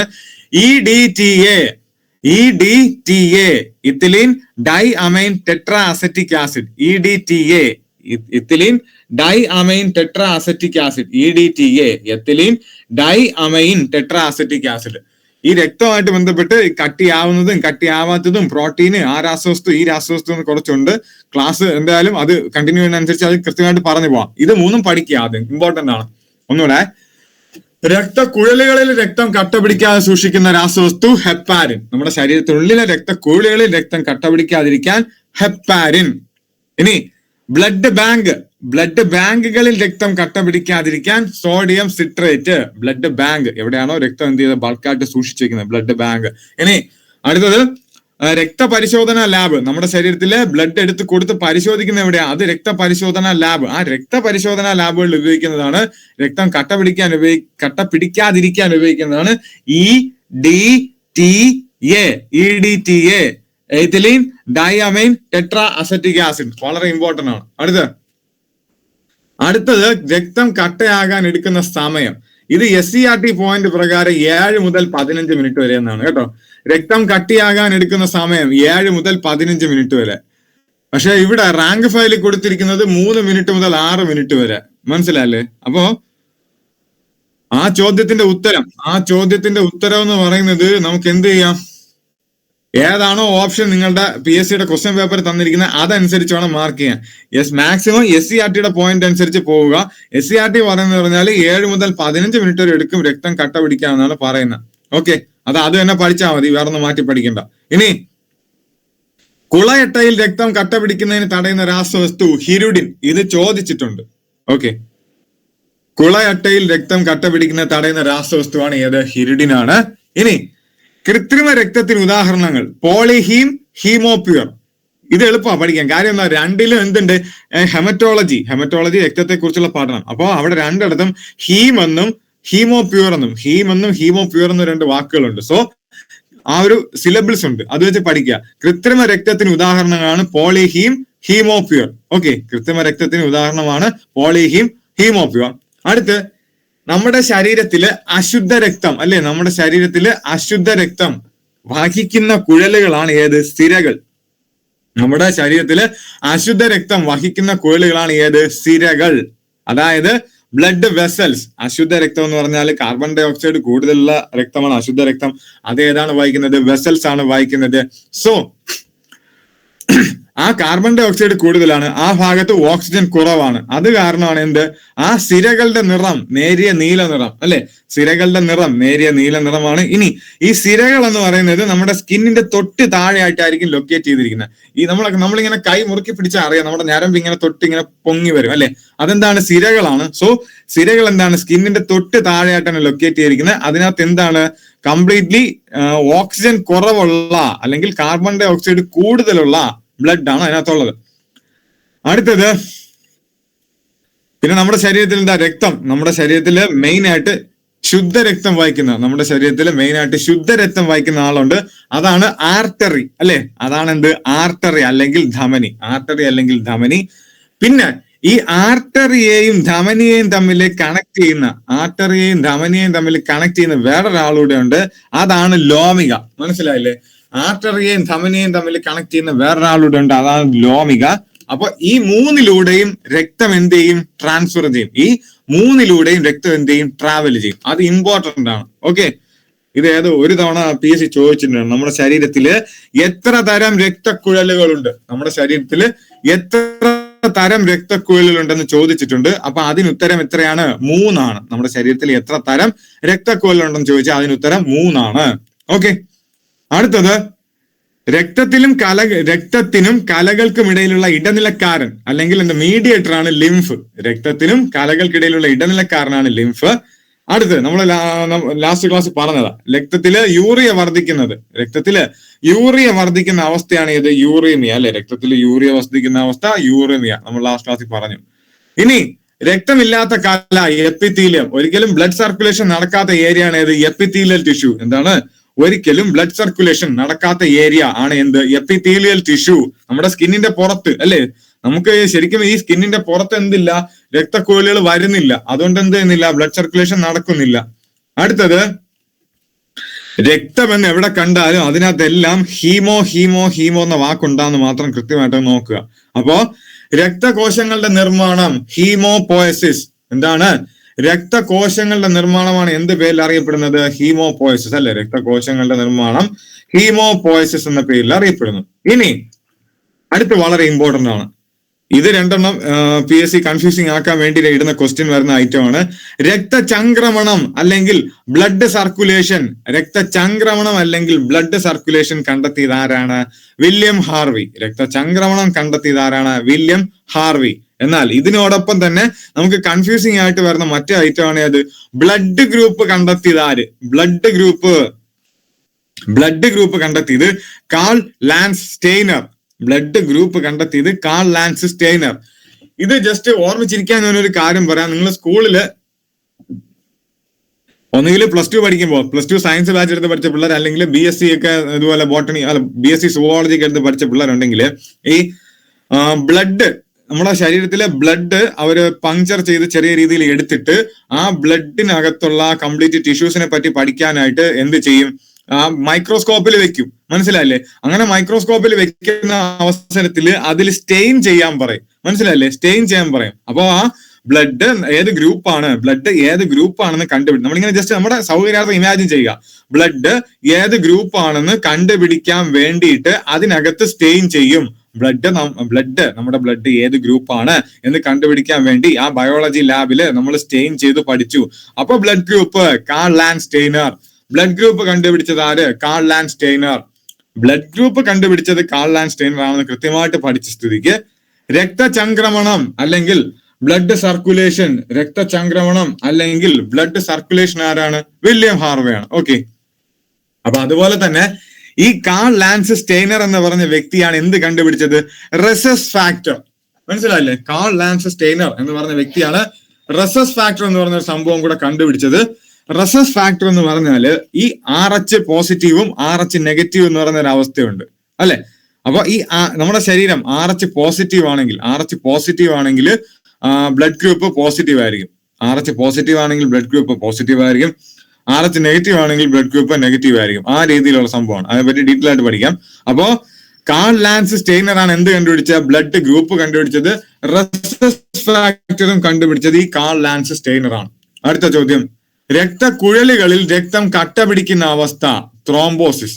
രക്തക്കുഴലുകളിൽ രക്തം കട്ട പിടിക്കുന്ന അവസ്ഥയാണ് ഏതൊരു ത്രോംബോസിസ് അല്ലെ. ഇനി രക്തക്കുഴലുകളിൽ കട്ട പിടിക്കുന്നത് ത്രോംബോസിസ് ആണെങ്കിൽ ഉയർന്ന രക്തസമ്മർദ്ദം, വളരെ ഹൈ ബ്ലഡ് പ്രഷർ വരും. ആ ഹൈ ബ്ലഡ് പ്രഷർ വരുന്ന അവസരത്തില് രക്തക്കുഴലുകൾ പൊട്ടുന്ന അവസ്ഥ ഉണ്ടാവും. ഹൈ ബ്ലഡ് പ്രഷർ വരുന്ന അവസരത്തില് രക്തക്കുഴലുകൾ പൊട്ടുന്ന അവസരത്തിൽ അതിന് പറയുന്ന പേരാണ് ഹെമറേജ്. പൊട്ടുന്ന അവസരത്തിൽ അതിന് പറയുന്ന പേരാണ് ഹെമറേജ് അല്ലെ, ഹെമറേജ്. അങ്ങനെയാണെങ്കിൽ ആന്റി ഹെമറാജിക് വൈറ്റമിൻ ഏതാണ്? നമ്മൾ കഴിഞ്ഞ ക്ലാസ്സിൽ പഠിച്ചു. ആന്റി ഹെമറാജിക് വൈറ്റമിൻ ഏതാ? പറഞ്ഞേ, പറയടേ. ആന്റി ഹെമറാജിക് വൈറ്റമിൻ ഏത്? പോയാലോ? Anti haemorrhagic vitamin K. നമ്മൾ പറഞ്ഞു ആന്റി ഹെമറാജിക് വൈറ്റമിൻ എന്താണ്? വൈറ്റമിൻ കെ ആണെന്ന് പറഞ്ഞു അല്ലെ. ആന്റി ഹെമറാജിക് വൈറ്റമിൻ കെ ആണ് നമ്മൾ കഴിഞ്ഞ ക്ലാസ്സിൽ പറഞ്ഞ കാര്യമാണ്. ഓക്കെ, അപ്പൊ ഒന്നുകൂടെ പറയാം. രക്തക്കുഴലുകളിൽ രക്തം കട്ട പിടിക്കുന്ന അവസ്ഥയാണ് ഏത്? ത്രോംബോസിസ്. രക്തക്കുഴലിൽ കട്ട പിടിക്കുന്ന അവസ്ഥ ത്രോംബോസിസ്. ഇനി ആ രക്തക്കുഴലുകളിൽ രക്തസമ്മർദ്ദം മൂലം എന്താണ്? അത് പൊട്ടുന്ന അവസ്ഥയാണ് ഹെമറാജ്. ആന്റി ഹെമറാജിക്, അതായത് പൊട്ടുന്നതിനെതിരെ അതായത് രക്തം വളരെ ലൂസായിട്ട് ഇരുന്ന് കഴിഞ്ഞാൽ എന്ത് ചെയ്യും? പെട്ടെന്നത് എക്സ്പാൻഡ് ചെയ്ത് പൊട്ടാൻ ചാൻസ് ഉണ്ട്. അപ്പൊ കട്ടിയായിട്ടിരിക്കുക അല്ലെ, രക്തം കുറച്ച് എന്ത് ചെയ്യണം? കട്ടിയായിട്ടിരിക്കണം. അതിന് വേണ്ടിയിട്ടാണ് എന്ത്? ഈ വൈറ്റമിൻ കെ. അപ്പൊ ആന്റി ഹെമറാജിക് വൈറ്റമിൻ ഈ ഹെമറാജിന് എതിരെ നിൽക്കുന്നത് വൈറ്റമിൻ കെ ആണ്. അടുത്തത്, രക്തധമനികളിൽ കൊഴുപ്പ് അടിഞ്ഞുകൂടി ഇരിക്കുക. അങ്ങനെ ധമനി ഭിത്തികൾക്ക് കട്ടി കൂടും. അതായത് ഈ ധമനി ഭിത്തികളുടെ ഇന്നർ സൈഡില് കൊഴുപ്പ് അടിഞ്ഞുകൂടി അതിന്റെ കട്ടി കൂടുന്ന അവസ്ഥയാണ് ആർട്ടറിയോസ്ലിറോസിസ്. രക്തധമനി എന്ന് പറഞ്ഞാൽ അതിന്റെ ഇംഗ്ലീഷ് ആർട്ടറി. ആർട്ടറി എന്നാണ്. അപ്പോ ആർട്ടറിയോസ്ലിറോസിസ് എന്താണ്? ആർട്ടറിയോസ്ലിറോസിസ്, അതായത് അതിനകത്ത് കൊഴുപ്പ് അടിഞ്ഞുകൂടിയിരിക്കുന്ന അവസ്ഥയാണ് ആർട്ടറിയോസ്ലിറോസിസ്. ഓക്കെ, ഇനി PSC ചോദിക്കുന്ന വേറെ 2 ക്വസ്റ്റ്യൻ കൂടെ പറഞ്ഞു തരാം. നമ്മുടെ ഈ കൊഴുപ്പുണ്ടല്ലോ, നമ്മൾ കഴിക്കുന്ന കൊഴുപ്പിൽ അടങ്ങിയിരിക്കുന്ന ആസിഡ് ഏതെന്ന് ചോദിക്കും. കൊഴുപ്പിൽ അടങ്ങിയിരിക്കുന്ന ആസിഡ് സ്റ്റിയറിക് ആസിഡ്. മനസ്സിലല്ലേ? കൊഴുപ്പിൽ അടങ്ങിയിരിക്കുന്ന ആസിഡ് ഏതാണ്? Stearic acid. കൊഴുപ്പിൽ അടങ്ങിയിരിക്കുന്നത് സ്റ്റിയറിക് ആസിഡ് ആണ്. അങ്ങനെയാണെങ്കിൽ ബട്ടറിൽ അടങ്ങിയിരിക്കുന്നത് ബ്യൂട്ടറിക് ആസിഡ്. ഇനി പ്രോട്ടീൻ ഉണ്ട്. പ്രോട്ടീനിൽ അടങ്ങിയിരിക്കുന്നത് അമിനോ ആസിഡ് ആണ്. പ്രോട്ടീനിൽ അടങ്ങിയിരിക്കുന്നത് ഏതാണ്? അമിനോ ആസിഡ് ആണ്. ഓക്കെ, പ്രോട്ടീനിൽ അടങ്ങിയിരിക്കുന്ന അമിനോ ആസിഡ് ആണ്. ഇത് PSC ചോദിക്കുന്നതായിട്ടാണ്. ഈ ഫാറ്റിന്റെ കാര്യം പറഞ്ഞുകൊണ്ടാണ് ഇത് പറഞ്ഞത്. ഓക്കെ, അടുത്ത് ഈ ആർട്ടറിയോസ്ലിറോസിസ്. ഇംഗ്ലീഷ് പ്രൊണൗൺസിയേഷൻ കറക്റ്റ് പഠിച്ചു കഴിഞ്ഞാൽ അതിന്റെ ആ ഒരു കംപ്ലീറ്റ് മീനിങ് കിട്ടും. ആർട്ടറിക്കുള്ളിൽ കൊഴുപ്പടിഞ്ഞിരിക്കുന്നത് ആർട്ടറിയോസ്ലിറോസിസ്. സോ ആർട്ടറിയോസ്ലിറോസിസ് എന്ന അവസ്ഥയിൽ ധമനികളിലൂടെയുള്ള രക്തപ്രവാഹത്തിന്റെ വേഗത കുറയും. ഇത് രക്തസമ്മർദ്ദം കൂട്ടാനിടയാക്കും. ധമനികൾക്കിടയിലുള്ള ആ ധമനികളിലൂടെയുള്ള രക്തപ്രവാഹത്തിന്റെ വേഗത കുറയുകയും രക്തസമ്മർദ്ദം കൂടാനിടയാക്കുകയും ചെയ്യും. ഓക്കെ, അടുത്ത ഫിസിക്സിൽ വരുന്ന ഒരു ചോദ്യമാണ്, ഹാർട്ട് അറ്റാക്കിന് കാരണമാകുന്ന പ്രിൻസിപ്പിൾ ഏത്? ഏതെന്ന് ചോദിച്ചാൽ അത് ബെർണോളീസ് പ്രിൻസിപ്പിൾ ആണ്. അതുകൂടെ ഇതിന്റെ കൂടെ പഠിക്കുക. ഓക്കെ, ഹാർട്ട് അറ്റാക്കിന് കാരണമാകുന്ന പ്രിൻസിപ്പിൾ അല്ലെങ്കിൽ ഹാർട്ട് അറ്റാക്ക് അതിന്റെ ആ ഒരു പ്രവർത്തന തത്വം എന്താണെന്ന് ചോദിച്ചാൽ അത് ബെർണോലീസ് പ്രിൻസിപ്പിൾ ആണ് കേട്ടോ. ഹാർട്ട് അറ്റാക്കിന്റെ പ്രവർത്തനം അതെന്താ? ഹാർട്ട് അറ്റാക്ക് അതിന്റെ റീസൺ ബെർണോലീസ് പ്രിൻസിപ്പിൾ ആണ്. അടുത്തത്, രക്തത്തിലെ കൊളസ്ട്രോളിന്റെ അളവ് നിർണ്ണയിക്കുന്ന ടെസ്റ്റ് ആണ് ബ്ലഡ് ലിപ്പിഡ് ടെസ്റ്റ് അല്ലെ. രക്തത്തിലെ കൊളസ്ട്രോളിന്റെ അളവ് നിർണ്ണയിക്കാൻ ഉപയോഗിക്കുന്ന ടെസ്റ്റ് ആണ് ലിപ്പിഡ്. ലിപ്പിഡ് എന്ന് പറഞ്ഞാൽ എന്താണ്? ഫാറ്റ് കണ്ടന്റ് എത്രയുണ്ട്, അതാണ് ലിപ്പിഡ് പ്രൊഫൈൽ ടെസ്റ്റ്. ഈ ബ്ലഡ് ടെസ്റ്റ് ചെയ്യാൻ പോകുമ്പോൾ ലിപ്പിഡ് പ്രൊഫൈൽ ടെസ്റ്റ് ചെയ്യണമെന്നൊക്കെ അവർ ചോദിക്കും. അതെന്താ? കൊളസ്ട്രോൾ ചെക്ക് ചെയ്യാനുള്ളതാ lipid profile test. Cholesterol check ചെയ്യാനുള്ളതാണ്. അടുത്തത് അത്ര ഇമ്പോർട്ടന്റ് അല്ല, അത് വേണമെന്നില്ല. അപ്പോ രക്തം എന്ന് പറഞ്ഞ ടോപ്പിക്കില് നമ്മൾ കംപ്ലീറ്റ് കുറച്ച് ഐറ്റം കവർ ചെയ്തിട്ടുണ്ട്. മനസ്സിലായി? രക്തം എന്ന് പറഞ്ഞ ടോപ്പിക് കുറച്ച് കംപ്ലീറ്റ് കവർ ചെയ്തിട്ടുണ്ട്. അടുത്ത് നമ്മൾ പോകാൻ പോകുന്നതാണ് എന്ത്? ഹൃദയം. മനസ്സിലായില്ലേ? അടുത്ത് നമുക്ക് വളരെ ഇമ്പോർട്ടന്റ് ആയിട്ടുള്ള ആളാണ് ആരുടെ? ഹൃദയം. ഓക്കെ, ഹൃദയമാണ് നമ്മുടെ ഇമ്പോർട്ടന്റ് ആയിട്ട് ആള്. അപ്പോ ഒരു സെക്കൻഡ് നോക്കിക്കടെ. ഹൃദയത്തിന്റെ ഏറ്റവും മുകളിലുള്ള 2 ഭാഗം അല്ലെ, ഹൃദയത്തിന്റെ ഏറ്റവും മുകളിലുള്ള അറകളാണ് ആട്രിയം. ഇനി താഴെയുള്ള 2 അറകളാണ് വെൻട്രിക്കിൾ. ഹൃദയത്തിന്റെ മുകളിലുള്ള അറകളാണ് ആട്രിയം അല്ലെങ്കിൽ ആട്രിയം അല്ലെങ്കിൽ ഔറിക്കിൾ, ആട്രിയം അല്ലെങ്കിൽ ഔറിക്കിൾ, താഴെയുള്ള അറകളാണ് വെൻട്രിക്കിൾ. ഇത് വളരെ ഇമ്പോർട്ടന്റ് ആണ്. ഇത് ലാസ്റ്റ് ഏതോ ഫയർമാൻ ചോദിച്ച ഐറ്റമാണ്. നമ്മുടെ ഹൃദയത്തില് മുകളിൽ 2 ഔറിക്കിൾ, താഴെ 2 വെൻട്രിക്കിൾ എന്ന് പറഞ്ഞിട്ട് ഫയർമാൻ ചോദിച്ചൊരു ഐറ്റമാണ്. അതുകൊണ്ട് ഹൃദയം വളരെ ഇമ്പോർട്ടന്റ് ആണ്. ഓക്കെ, അപ്പൊ ഹൃദയത്തിന്റെ ലൊക്കേഷൻ ചോദിക്കും. എന്താ ഹൃദയത്തിന്റെ ലൊക്കേഷൻ? നെഞ്ചിന്റെ മധ്യഭാഗത്ത് ചരിഞ്ഞ് വീതി കൂടിയ ഭാഗം മുകളിലും കൂർത്ത ഭാഗം താഴെ ഇടത്തേക്ക് ചരിഞ്ഞുമാണ് ഹൃദയം സ്ഥിതി ചെയ്യുന്നത്. അതൊന്നും ചോദിക്കൂല, മനസ്സിലായില്ലേ? അതൊന്നും ചോദിക്കൂല. ഇനി നമ്മുടെ ശരീരത്തിലെ രക്തം പമ്പ് ചെയ്യുന്ന അവയവം ഏത്? ഹൃദയം. നമ്മുടെ ശരീരത്തിൽ രക്തം പമ്പ് ചെയ്യുന്ന അവയവമാണ് ഹൃദയം. നമ്മൾ പറഞ്ഞിട്ടുണ്ട് പലതവണ. ഹൃദയത്തിന് എത്ര സ്ഥലം ഉണ്ടെന്ന് പറഞ്ഞു? ഹൃദയത്തിന്റെ പുറത്തെ മെംബ്രെയിനാണ് പെരികാർഡിയം. ആ പെരികാർഡിയത്തിന് എത്ര സ്ഥലങ്ങളുണ്ട് പറഞ്ഞായിരുന്നു? എത്ര പറയാമോ? 2 കറക്റ്റ് ആണ്. 2 ആണ് കേട്ടോ. അപ്പൊ ഹൃദയത്തിന്റെ പുറത്തുള്ള ആവരണമാണ് ഹൃദയത്തെ പൊതിഞ്ഞ് കാണുന്ന ഇരട്ട സ്ഥലമുള്ള ആവരണം. ഇവിടെ ഉണ്ട്, കണ്ടില്ലേ? ഹൃദയത്തെ പൊതിഞ്ഞ് കാണുന്ന ഇരട്ട സ്ഥലമുള്ള ആവരണമാണ് എന്ത്? പെരികാർഡിയം. ഓക്കെ, ഇരട്ട സ്ഥലം, 2 സ്ഥലം, അതാണ് പെരികാർഡിയം. ഹൃദയത്തെ കുറിച്ചുള്ള പഠനം കാർഡിയോളജി. ഹൃദയത്തെ കുറിച്ചുള്ള പഠനം എന്താണ്? കാർഡിയോളജി. അത് പഠിക്കുന്ന വ്യക്തിയുടെ പേര് കാർഡിയോളജിസ്റ്റ് ആണ്. ഹൃദയത്തെ കുറിച്ചുള്ള പഠനം കാർഡിയോളജി, അത് പഠിക്കുന്ന വ്യക്തി കാർഡിയോളജിസ്റ്റ്. അടുത്ത, ഈ പെരികാർഡിയം ഡബിൾ ലെയർഡ് മെംബ്രെയിൻ ആണ്. അതിന്റെ ഉള്ളിൽ നിറഞ്ഞു നിൽക്കുന്ന ദ്രവമാണ് ഏത്? പെരികാർഡിയൽ ദ്രവം.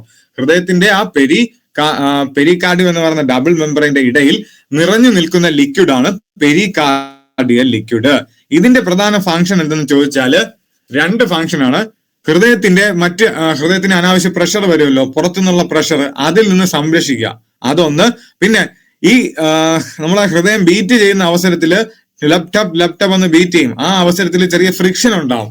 ആ ഫ്രിക്ഷൻ ശരീരത്തിനുള്ളിൽ ഉണ്ടാകുന്ന ചെറിയൊരു ഫ്രിക്ഷൻ ആണ്. അതിനെ മിനിമൈസ് ചെയ്യുന്ന പരിപാടിയും ഈ പെരികാർഡിയൽ ദ്രവത്തിന്റെ പരിപാടിയാണ്. മനസ്സിലായില്ലേ? അപ്പൊ എന്താണ്? ഹൃദയത്തിന്റെ ഉള്ളിലെ ഫ്രിക്ഷൻ അത് കുറച്ച് മെയിൻറ്റെയിൻ ചെയ്യുന്ന പരിപാടി പെരികാർഡിയൽ ദ്രവത്തിന്റെ ഒരു ഫംഗ്ഷൻ ആണ്.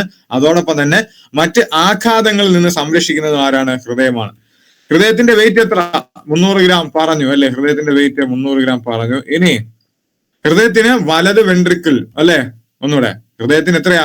മുകളിലുള്ളത് വലത് ഓറിക്കിൾ, മുകളിൽ ഒരെണ്ണം വലത് ഓറിക്കിൾ, പിന്നെ വലത് ഓറിക്കിൾ, ഇടത് ഓറിക്കിൾ. മുകളിലുള്ളത് വലത് ഓറിക്കിൾ, ഇടത് ഓറിക്കിൾ. താഴെയുള്ളത് ഇടത് വെൻട്രിക്കിൾ, വലത് വെൻട്രിക്കിൾ. താഴെയുള്ളത് ഇടത് വെൻട്രിക്കിൾ, വലത് വെൻട്രിക്കിൾ. ഇത്രയാണ്. അടുത്ത ചോദ്യം, അത് റാങ്ക് മേക്കിംഗ് ആയിട്ടുള്ള പോയിന്റ് ആണ്. ഹൃദയം ഉൽപ്പാദിപ്പിക്കുന്ന ഹോർമോൺ അല്ലെ? ഹൃദയം ഉൽപ്പാദിപ്പിക്കുന്ന ഹോർമോൺ ആണ് ഏട്രിയൽ നാട്രിയൂററ്റിക് പെപ്റ്റൈഡ്. ഹൃദയം ഉൽപ്പാദിപ്പിക്കുന്ന ഹോർമോൺ ആണ് ഏട്രിയൽ നാട്രിയൂററ്റിക് പെപ്റ്റൈഡ്.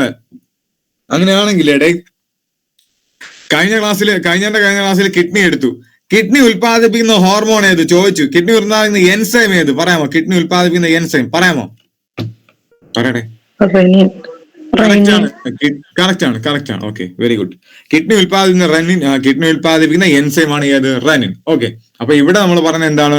ഹൃദയം ഉൽപ്പാദിപ്പിക്കുന്ന ഹോർമോൺ ആണ് ഏട്രിയൽ നാട്രിയൂററ്റിക് പെപ്റ്റൈഡ്.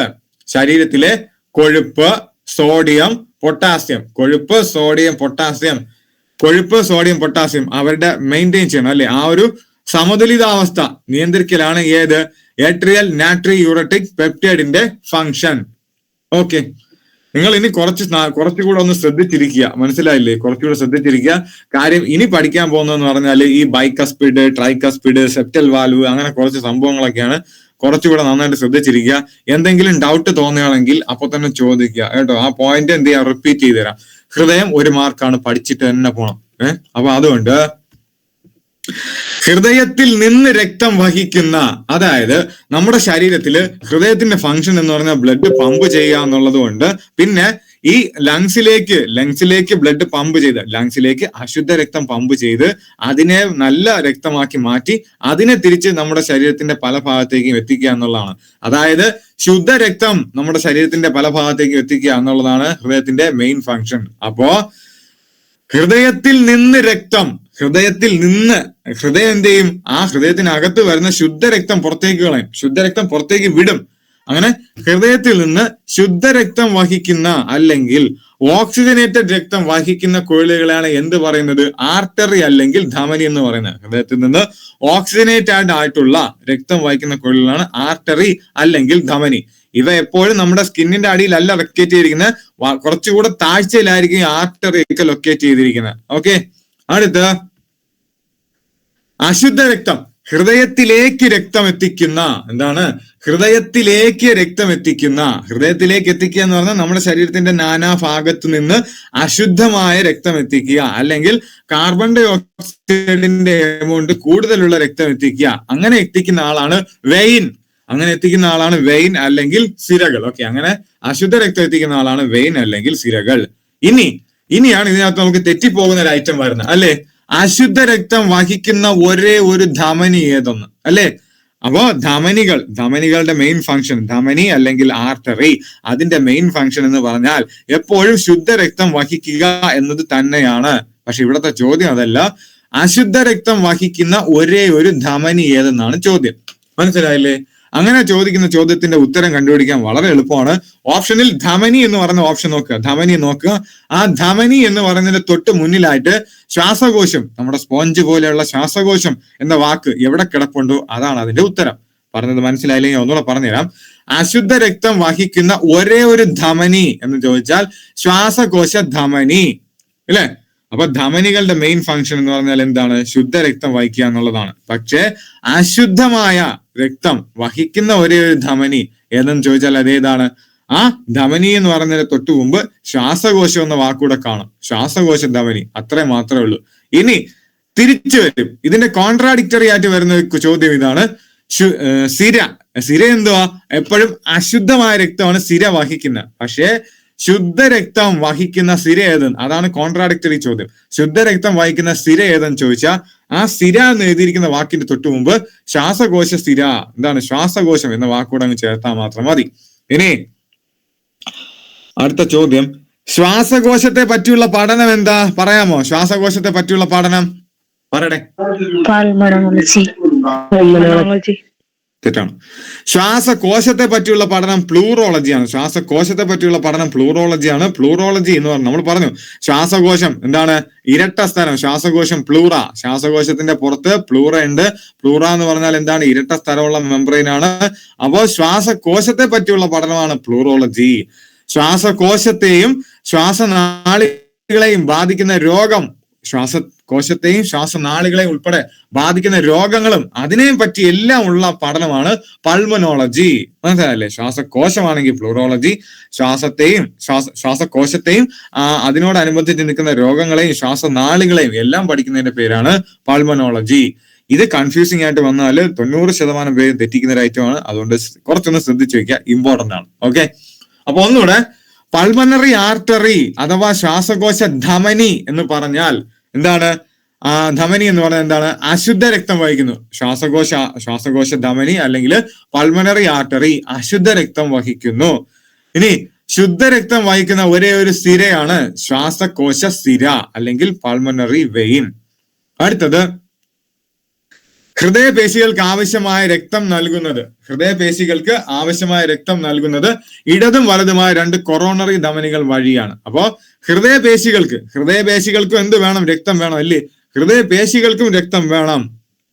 അപ്പൊ അതിനാവശ്യമായ രക്തം നൽകുന്നത് ഈ ഹാർട്ടിലുള്ള കൊറോണറി ധമനികൾ വഴിയാണ്. അടുത്ത ചോദ്യം, തലച്ചോറിന് രക്തം നൽകുന്ന രക്തക്കുഴൽ ഏത്? Carotid artery. തലച്ചോറിന് രക്തം നൽകുന്ന രക്തക്കുഴലാണ് ഏതിടെ? Carotid artery. ഇതൊന്നും ഇതൊരു PSC ചോദിച്ച് കണ്ടിട്ടില്ല, എന്നാലും പഠിച്ചു വെക്കുക. ഓക്കെ, അടുത്ത ചോദ്യം, ഇത് PSC ചോദിച്ചതാണ്. അടുത്ത ചോദ്യം PSC ചോദിച്ച ഐറ്റമാണ്. രക്തക്കുഴലുകളിൽ നിന്ന് തിരിച്ച് ഹൃദയത്തിലേക്കുള്ള രക്തം ഒഴുക്ക് തടയുന്ന വാൽവ് ഏത്? Semi lunar valve. നമ്മുടെ ശരീരത്തില് എന്താണ്? രക്തക്കുഴലിൽ നിന്ന് തിരിച്ച് ഹൃദയത്തിലേക്ക് രക്തം ഒഴുകൂലേ? ബ്ലഡ് എന്തായാലും രക്തം പമ്പ് ചെയ്യും, ഹാർട്ട് എന്തായാലും ബ്ലഡ് പമ്പ് ചെയ്ത് പുറത്തു കളയും. അങ്ങനെ പുറത്തു കളയുന്ന ബ്ലഡ് തിരിച്ച് ഹാർട്ടിലേക്ക് വരാതിരിക്കാൻ തടയുന്ന ആളാണ് ആര്? Semi lunar valve. ഹാർട്ടിലേക്ക് തിരിച്ച് ആ രക്തം പമ്പ് ചെയ്ത് പുറത്തേക്ക് വിട്ട രക്തം തിരിച്ചു വരാതിരിക്കാൻ തടയുന്ന ആളാണ് ആര്? Semi lunar valve. അടുത്തത് ഇമ്പോർട്ടന്റ് ആണ്, ശ്രദ്ധിക്കുക. ഹൃദയത്തിന് ഒന്നുകൂടെ പറയോ സാറേ? ഓക്കെ. ഏതാണ് ഇപ്പൊ പറഞ്ഞ പോയിന്റ് മാത്രമാണോ അത് രണ്ട് അടുത്ത ബാക്കി തലച്ചോറിന്റെയും ഇപ്പൊ അത് കഴിഞ്ഞിട്ട് പറഞ്ഞതും അത് രണ്ടും കൺഫ്യൂഷൻ. അതായത് തലച്ചോറിന് രക്തം നൽകുന്ന രക്തക്കുഴലാണ് കറോട്ടിഡ് ആർട്ടറി. ഓക്കെ, തലച്ചോറിന് രക്തം നൽകുന്ന രക്തക്കുഴലാണ് എന്ത്? കറോട്ടിഡ് ആർട്ടറി. ഓക്കെ, തലച്ചോറിന് രക്തം നൽകുന്ന രക്തക്കുഴൽ കറോട്ടിഡ് ആർട്ടറി. ഇനി രക്തക്കുഴലുകളിൽ നിന്ന് നമ്മൾ എന്ത് ചെയ്യും? നമ്മുടെ ശരീരത്തിലെ രക്തക്കുഴലുകളിൽ നിന്ന് തിരിച്ച് ഹൃദയത്തിലേക്കുള്ള രക്ത ഒഴുക്ക്. അപ്പോ ഒന്നുകൂടെ പറയാം, നമ്മൾ ബ്ലഡ് ഹാർട്ടിൽ നിന്ന് പുറത്തേക്ക് പമ്പ് ചെയ്ത് വിടും. അപ്പൊ അതെന്താ? ആ ഹാർട്ടിൽ നിന്ന് പുറത്തേക്ക് പമ്പ് ചെയ്ത് വിട്ട രക്തം എവിടെയാ കിടക്കുന്നത്? രക്തക്കുഴലുകളാ കിടക്കുന്നത്. ആ രക്തക്കുഴലുകളിൽ നിൽക്കുന്ന രക്തം തിരിച്ച് ഹാർട്ടിലേക്ക് കയറി വരാൻ പാടില്ല. മനസ്സിലല്ലേ? തിരിച്ച് ഹാർട്ടിലേക്ക് കയറി വരാൻ പാടില്ല. അങ്ങനെ തിരിച്ച് ഹാർട്ടിലേക്ക് കയറി വരാൻ തിരിച്ച് ഹാർട്ടിലേക്ക് കയറി വരുന്നതിനെ തടയുന്നതാണ് ആര്? Semi lunar valve. ഓക്കെ, രക്തക്കുഴലുകളിൽ നിന്ന് തിരിച്ച് ഹൃദയത്തിലേക്ക് പമ്പ് ചെയ്ത് കളഞ്ഞ രക്തം അത് തിരിച്ചു വരാതിരിക്കാൻ തടയുന്നത് സെമി ലൂണാർ വാൽവാണ്. ഇപ്പൊ ഓക്കെ അല്ലേ? പറഞ്ഞു ഓക്കെ ആണോ? ഓക്കെ. അടുത്തത് വളരെ ഇമ്പോർട്ടന്റ് ആണ്, ശ്രദ്ധിക്കുക. ഹൃദയത്തിന് മുകളിലുള്ള ശരീരഭാഗങ്ങളുടെ, അതായത് ഹൃദയത്തിന് മുകളിൽ എന്ന് പറയുമ്പോൾ നമ്മുടെ എന്താണ്? നെഞ്ചിന് മുകളിലോട്ട് അല്ലെ? നെഞ്ചിന് മുകളിൽ എന്ന് പറയുമ്പോൾ ബ്രെയിൻ ഉണ്ട്, കണ്ണുണ്ട്, മൂക്കുണ്ട്. അത്രയും ഭാഗങ്ങളിൽ നിന്ന് അശുദ്ധ രക്തത്തെ വലത് ഏട്രിയത്തിൽ,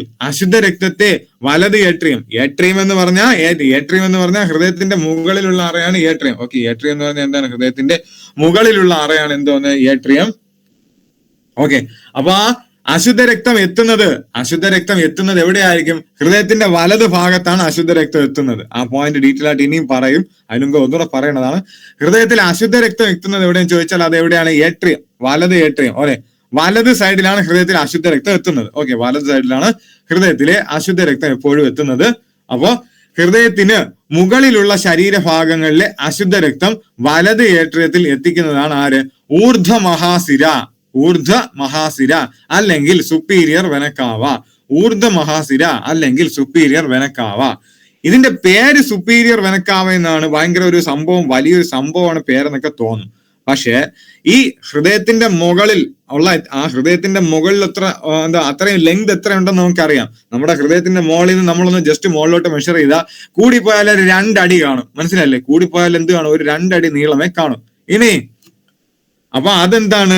ആ സുപ്പീരിയർ വെനക്കാവ എന്നാണ് അതിന്റെ പേരെങ്കിലും അതെന്താണ്? ചെറുതാണ്. മനസ്സിലല്ലേ? സുപ്പീരിയർ വെനക്കാവ എന്നാണ് അതിന്റെ പേരെങ്കിലും അതെന്താണ്? ചെറുതാണ്, നീളത്തിൽ ചെറുതാണ്. അങ്ങനെ ഓർമ്മിക്കുക. അടുത്ത പോയിന്റ്, മനുഷ്യ ശരീരത്തിലെ ഏറ്റവും വലിയ സിര ഏത്? ഏതാണ്? അധോ മഹാസിര. മനസ്സിലായോ? അധോ മഹാസിര അല്ലെങ്കിൽ ഇൻഫീരിയർ വെനക്കാവ. ഒന്നുകൂടെ ഞാൻ പറയാം. സുപ്പീരിയർ വെനക്കാവ എന്ന് പറഞ്ഞാല് എന്താണ്? ഹൃദയത്തിന്റെ മുകളിലോട്ടുള്ള സ്ഥലം, തല, കണ്ണ്, ചെവി, തലച്ചോറ് തുടങ്ങിയ സ്ഥലത്തു നിന്നെല്ലാം ബ്ലഡ് വലത് ഏട്രിയത്തിൽ എത്തിക്കുന്നതാണ് സുപ്പീരിയർ വെനക്കാവ അല്ലെങ്കിൽ ഊർധ്വ മഹാസിര, സുപ്പീരിയർ വെനക്കാവ. പേര് സുപ്പീരിയർ എന്നാണെങ്കിലും അതിന്റെ നീളം കുറവാണ് അല്ലെങ്കിൽ വലിപ്പം കുറവാണ്. അടുത്ത്, അതുകൊണ്ട് മനുഷ്യ ശരീരത്തിലെ ഏറ്റവും വലിയ സിര ഏതാ? അധോ മഹാസിരയാണ് അല്ലെ? മനുഷ്യ ശരീരത്തിലെ ഏറ്റവും വലിയ സിര അധോ മഹാസിരയാണ്. ഇൻഫീരിയർ വെനക്കാവ എന്ന് പറയുമ്പോൾ ഹൃദയത്തിന്റെ താഴോട്ട് കാൽപാദം വരെ കിടപ്പുണ്ട്. ഇൻഫീരിയർ വെനക്കാവ എന്ന് പറയുന്ന പേര്, ഇൻഫീരിയർ എന്ന് പറഞ്ഞാൽ പേര് ചെറുതാണ് അല്ലെ? ഇൻഫീരിയർ എന്ന് പറയുമ്പോൾ കുറഞ്ഞത് എന്നാണ് പേരിന് അർത്ഥമെങ്കിലും ആ ഹൃദയത്തിന്റെ താഴ്ഭാഗം, ഹൃദയത്തിന്റെ ആ ഭാഗം തൊട്ട് കാൽപാദം വരെ നീണ്ടു കിടപ്പുണ്ട്. അപ്പോ മനുഷ്യനിലെ അത്രയും നീളം കൂടുതലാണ്. എന്താണ്? ഇൻഫീരിയർ വെനക്കാവ എന്ന് പറയുന്ന ആ ഒരു സെക്ഷൻ. സോ മനുഷ്യ ശരീരത്തിൽ ഏറ്റവും വലിയ സിര അധോ മഹാസിര അല്ലെങ്കിൽ ഇത് എന്താണ്? ഇൻഫീരിയർ വെനക്കാവ. ഓക്കെ, ഈ പറഞ്ഞ പോയിന്റ് ഓക്കെ ആണോ? ഇപ്പൊ പറഞ്ഞ പോയിന്റ് ഓക്കെ ആണോ? പറയട്ടെ. ഓക്കെ ആണ്. അപ്പൊ ഇപ്പൊ പറഞ്ഞ ഓക്കെ. അപ്പൊ നമ്മള് സിരകളെ പറ്റി പറഞ്ഞു അല്ലെ? അടുത്ത, ശുദ്ധരക്തം വഹിക്കുന്ന ഏറ്റവും വലിയ ധമനിയാണ് മഹാധമനി അല്ലെ? ശുദ്ധരക്തം വഹിക്കുന്ന ഏറ്റവും വലിയ ധമനിയാണ് മഹാധമനി. ശുദ്ധരക്തം വഹിക്കുന്ന ഏറ്റവും വലിയ ധമനി മഹാധമനിയുടെ ഇംഗ്ലീഷ് അയോർട്ട. ഇത് പഠിച്ചു തന്നെ വെക്കുക, കൃത്യമായിട്ട് പഠിച്ചു തന്നെ വെക്കുക. ഓക്കെ, ശുദ്ധരക്തം വഹിക്കുന്ന ഏറ്റവും വലിയ ധമനി മഹാധമനിയുടെ പേരാണ് അയോർട്ട. ശരീരത്തിലെ ഏറ്റവും വലിയ രക്തക്കുഴൽ ഏത്? മഹാധമനി. ശരീരത്തിലെ ഏറ്റവും വലിയ രക്തക്കുഴൽ ഏതാണ്? മഹാധമനി. അടുത്തത് വളരെ ഇമ്പോർട്ടന്റ് ആണ്. അവയവങ്ങളിൽ നിന്ന് മറ്റ് അവയവങ്ങളിലേക്ക് രക്തത്തെ സംവഹിക്കുന്ന സിരകൾ ഏത്? അവയവങ്ങളിൽ നിന്ന് അവയവങ്ങളിലേക്ക്, ഓർഗൻ ടു ഓർഗൻ. ഇപ്പൊ എന്താണ് നമ്മുടെ എന്താ സ്മാൾ ഇൻഡസ്റ്റൈനിൽ വെച്ചിട്ട് അബ്സോർപ്ഷൻ നടക്കും അല്ലെ? അബ്സോർപ്ഷന്റെ ഏറ്റവും അവസാന പ്രോസസ്സുകൾ സ്മാൾ ഇൻഡസ്റ്റൈനിലാണ് നടക്കുന്നത്. അപ്പൊ ആ അവയവം, സ്മാൾ ഇൻഡസ്റ്റൈൻ എന്ന് പറയുന്ന അവയവത്തിൽ നിന്ന് രക്തം എന്ത് ചെയ്യും? ആ അബ്സോർപ്ഷൻ ചെയ്യുന്ന സാധനങ്ങളൊക്കെ നമ്മുടെ ശരീരത്തിന്റെ വിവിധ ഭാഗങ്ങളിലേക്ക് എത്തിക്കണം. അപ്പൊ ആ അബ്സോർപ്ഷൻ നടന്നത് പിന്നെ ലിവറിൽ കൊണ്ടുവരണം. സ്മാൾ ഇൻഡസ്റ്റൈൻ നേരെ ലിവറിൽ കൊണ്ടുവരണം. അപ്പൊ അത്രയും ആ സ്മാൾ ഇൻഡസ്റ്റൈൻ ടു ലിവർ എന്തുണ്ട്? ഈ പോർട്ടൽ സിരകളുണ്ട്. പോർട്ടൽ സിരകൾ കണക്ട് ചെയ്തിരിക്കും. എന്തിനാണ്? അവയവങ്ങളിൽ നിന്ന് മറ്റ് അവയവങ്ങളിലേക്ക് രക്തത്തെ എത്തിക്കാൻ. ഓക്കെ, അപ്പോ ഒന്ന് ആ ഒരു വാക്ക് ശ്രദ്ധിച്ചാൽ മനസ്സിലാവും. എന്താണ് ആ വാക്ക്? പോർട്ടൽ സിര എന്നാണ് പറഞ്ഞത് അല്ലേ? പോർട്ടൽ സിര. എന്താ പോർട്ട് ചെയ്യുക? അതായത് ഒരു ഭാഗത്തു നിന്ന് മറ്റു ഭാഗത്തേക്ക് ആ ബ്ലഡിലൂടെ ഉള്ള സാധനങ്ങളെ പോർട്ട് ചെയ്യുന്നതാണ് പോർട്ടൽ സിര. അത്രേ ഉള്ളൂ. പോർട്ട് ചെയ്യുന്നതാണ് പോർട്ടൽ സിര. അത്രേ ഉള്ളൂ. അടുത്ത പോയിന്റ്, കാർബൺ ഡൈ ഓക്സൈഡ് നിറഞ്ഞ അശുദ്ധ രക്തം. നമ്മൾ പറഞ്ഞു കാർബൺ ഡൈ ഓക്സൈഡ് നിറഞ്ഞതാണ് അശുദ്ധ രക്തം എന്ന് പറഞ്ഞു അല്ലെ? കാർബൺ ഡൈ ഓക്സൈഡ് നിറഞ്ഞ രക്തമാണ് എന്ത്? അശുദ്ധ രക്തം. ഈ കാർബൺ ഡൈ ഓക്സൈഡ് നിറഞ്ഞ അശുദ്ധ രക്തം എവിടെ എത്തും? കാർബൺ ഡൈ ഓക്സൈഡ് നിറഞ്ഞ അശുദ്ധ രക്തം ഹൃദയത്തിന്റെ വലതു ഭാഗത്തെത്തും. കാർബൺ ഡൈ ഓക്സൈഡ് നിറഞ്ഞ അശുദ്ധ രക്തം എവിടെ എത്തും? ആദ്യം എത്തുന്നത് ഹൃദയത്തിന്റെ വലതു ഭാഗത്താണ്. ഇമ്പോർട്ടന്റ് ആണ്. ഇത് സ്റ്റേറ്റ്മെന്റ് ആയിട്ട് തന്ന് തെറ്റിക്കാൻ നോക്കും. കാർബൺ ഡൈ ഓക്സൈഡ് നിറഞ്ഞ അശുദ്ധ രക്തം ഹൃദയത്തിന്റെ വലതു ഭാഗത്താണ് എത്തുന്നത് അല്ലേ? അപ്പൊ ഇത് ഞാൻ എന്താ പറയുക, നിങ്ങൾക്ക് കണക്ട് ചെയ്യാൻ വേണ്ടി ഞാനൊരു കാര്യം പറയാം. ഇപ്പോഴത്തെ വീടുകളിലൊക്കെയാണ് എന്ത് ഗ്യാസ് അടുപ്പും അല്ലെങ്കിൽ ഇൻഡക്ഷൻ കുക്കറും ഒക്കെ ഉള്ളത്. പണ്ട് കാലത്തെ വീടുകളിൽ മറ്റേ വിറക് കൊണ്ട് കത്തിക്കുന്ന അടുപ്പൊക്കെയാണ്. അപ്പൊ ചാരമാകും, കരിയാവും, ചാരവും കരിയൊക്കെ ആവും അല്ലെ? അപ്പൊ ഈ കാർബൺ ഡൈ ഓക്സൈഡ് കൂടിയ രക്തം വലതു ഭാഗത്താണ് വരുന്നത്. അപ്പൊ അത് ഓർമ്മിക്കാണ് ഞാൻ പറയാം. പണ്ട് ഭാഗത്ത് ഈ അടുപ്പിൽ നിന്ന് കരി എന്തുവാ? വലത് കൈ കൊണ്ടാണ് വാരുന്നത് അല്ലെ? അടുപ്പിൽ നിന്ന് കരി വലത് കൈ കൊണ്ടാണ് വാരുന്നത്. അപ്പൊ കാർബൺ എന്താണ്? കറുപ്പാണ് അല്ലെ? കാർബൺ എന്താണ്? കറുപ്പാണ്. സോ കാർബൺ ഡൈ ഓക്സൈഡ് കൂടിയ രക്തം അഥവാ അശുദ്ധ രക്തം എപ്പോഴും നമ്മുടെ കൈയുടെ ഭാഗം അല്ലെ? നമ്മൾ ഏറ്റവും കൂടുതൽ യൂസ് ചെയ്യുന്ന കൈയുടെ ഭാഗം, അതായത് വലത്തെ സൈഡ്, ഹൃദയത്തിന്റെ വലത്തെ സൈഡിലാണ് എന്ത് വരുന്നത്? ഈ കാർബൺ ഡൈ ഓക്സൈഡ് നിറഞ്ഞ അശുദ്ധ രക്തം വരുന്നത്. അപ്പോ ഹൃദയത്തിന്റെ വലത്തെ സൈഡിൽ കാർബൺ ഡൈ ഓക്സൈഡ് നിറഞ്ഞ അശുദ്ധ രക്തം വരുന്നു എന്ന് പറഞ്ഞു. അപ്പൊ പിന്നെ നമുക്ക് മനസ്സിലാവും, ഹൃദയത്തിന്റെ വലത്തെ സൈഡില് കാർബൺ ഡൈ ഓക്സൈഡ് നിറഞ്ഞ അശുദ്ധ രക്തമാണെങ്കിൽ ഹൃദയത്തിന്റെ ഇടത്തെ സൈഡില് എന്തായിരിക്കും? ഓക്സിജൻ നിറഞ്ഞ ശുദ്ധ രക്തമായിരിക്കും. ഹൃദയത്തിന്റെ ഇടത്തെ സൈഡില് ഓക്സിജൻ നിറഞ്ഞ ശുദ്ധ രക്തമായിരിക്കും. അത് സിമ്പിൾ ആണ്. അടുത്ത ശരീരകലകളിൽ, നമ്മുടെ ശരീരത്തിലെ ടിഷ്യൂ ഇല്ലേ? നമ്മുടെ ശരീരത്തിലെ പല ഭാഗത്തും എന്താണ്? ടിഷ്യൂ അല്ലെ? അപ്പോ ടിഷ്യൂവിനെ പറ്റിയുള്ള പഠനം എന്ത് പേരിൽ അറിയപ്പെടുന്നു? ടിഷ്യൂസിനെ പറ്റിയുള്ള പഠനം എന്ത് പേരിൽ അറിയപ്പെടുന്നു? പറയാമോ? ഹിസ്റ്റോളജി. കറക്റ്റ് ആണ്. അപ്പൊ ഓക്കെ, ടിഷ്യൂസിനെ പറ്റിയുള്ള പഠനം എന്ത് പേരിൽ അറിയപ്പെടുന്നു ചോദിച്ചാൽ അത് എന്ത് പേരിലാണ്? ഹിസ്റ്റോളജി. Okay, tissue histology. അപ്പൊ നമ്മുടെ ശരീരത്തിലെ പല കലകളിൽ നിന്നും കാർബൺ ഡൈ ഓക്സൈഡ് കലർന്ന അശുദ്ധ രക്തം സിരകളിലൂടെ വരും. ഓക്കെ, അപ്പോ കാർബൺ ഡൈ ഓക്സൈഡ് കലർന്ന രക്തം ഏതാണ്? ബ്ലഡ് വെസൽ അല്ലെങ്കിൽ സിരകളിലൂടെ വരികയും വീനക്കാവ വഴി വലത്തെ മേലറ. അപ്പൊ അശുദ്ധ രക്തം എപ്പോഴും വരുന്ന വലത്തെ സൈഡിലാണ്. വലത്തെ സൈഡിൽ എവിടെയാ വരുന്നത്? ആദ്യം മുകളിലേ വരൂ. മനസ്സിലല്ലേ? വലത്തെ സൈഡിൽ ഏറ്റവും മുകളിലേ വരൂ. അങ്ങനെ എവിടെ എത്തും? വലത്തെ മേലറയിലെത്തും. അങ്ങനെ വലത്തെ ഏട്രിയം, മുകളിലത്തെ അറയാണ് വലത്തെ ഏട്രിയം. വലത്തെ ഏട്രിയത്തിൽ നിന്ന് അടുത്ത് എവിടേക്ക് എത്തും? വലത്തെ ഏട്രിയത്തിൽ നിന്ന് അതിന്റെ തൊട്ട് താഴെ ഇരിക്കുന്ന, അപ്പൊ ഏട്രിയത്തിന്റെ തൊട്ട് താഴെയാണ് വെൻട്രിക്കിൾ. മനസ്സിലായല്ലേ? ഏട്രിയത്തിന്റെ തൊട്ട് താഴെയാണ് വെൻട്രിക്കിൾ. അങ്ങനെ താഴെയുള്ള ഏട്രിയത്തിലേക്ക് എത്തും. എവിടെ? വലത്തെ വെൻട്രിക്കിളിലെത്തും.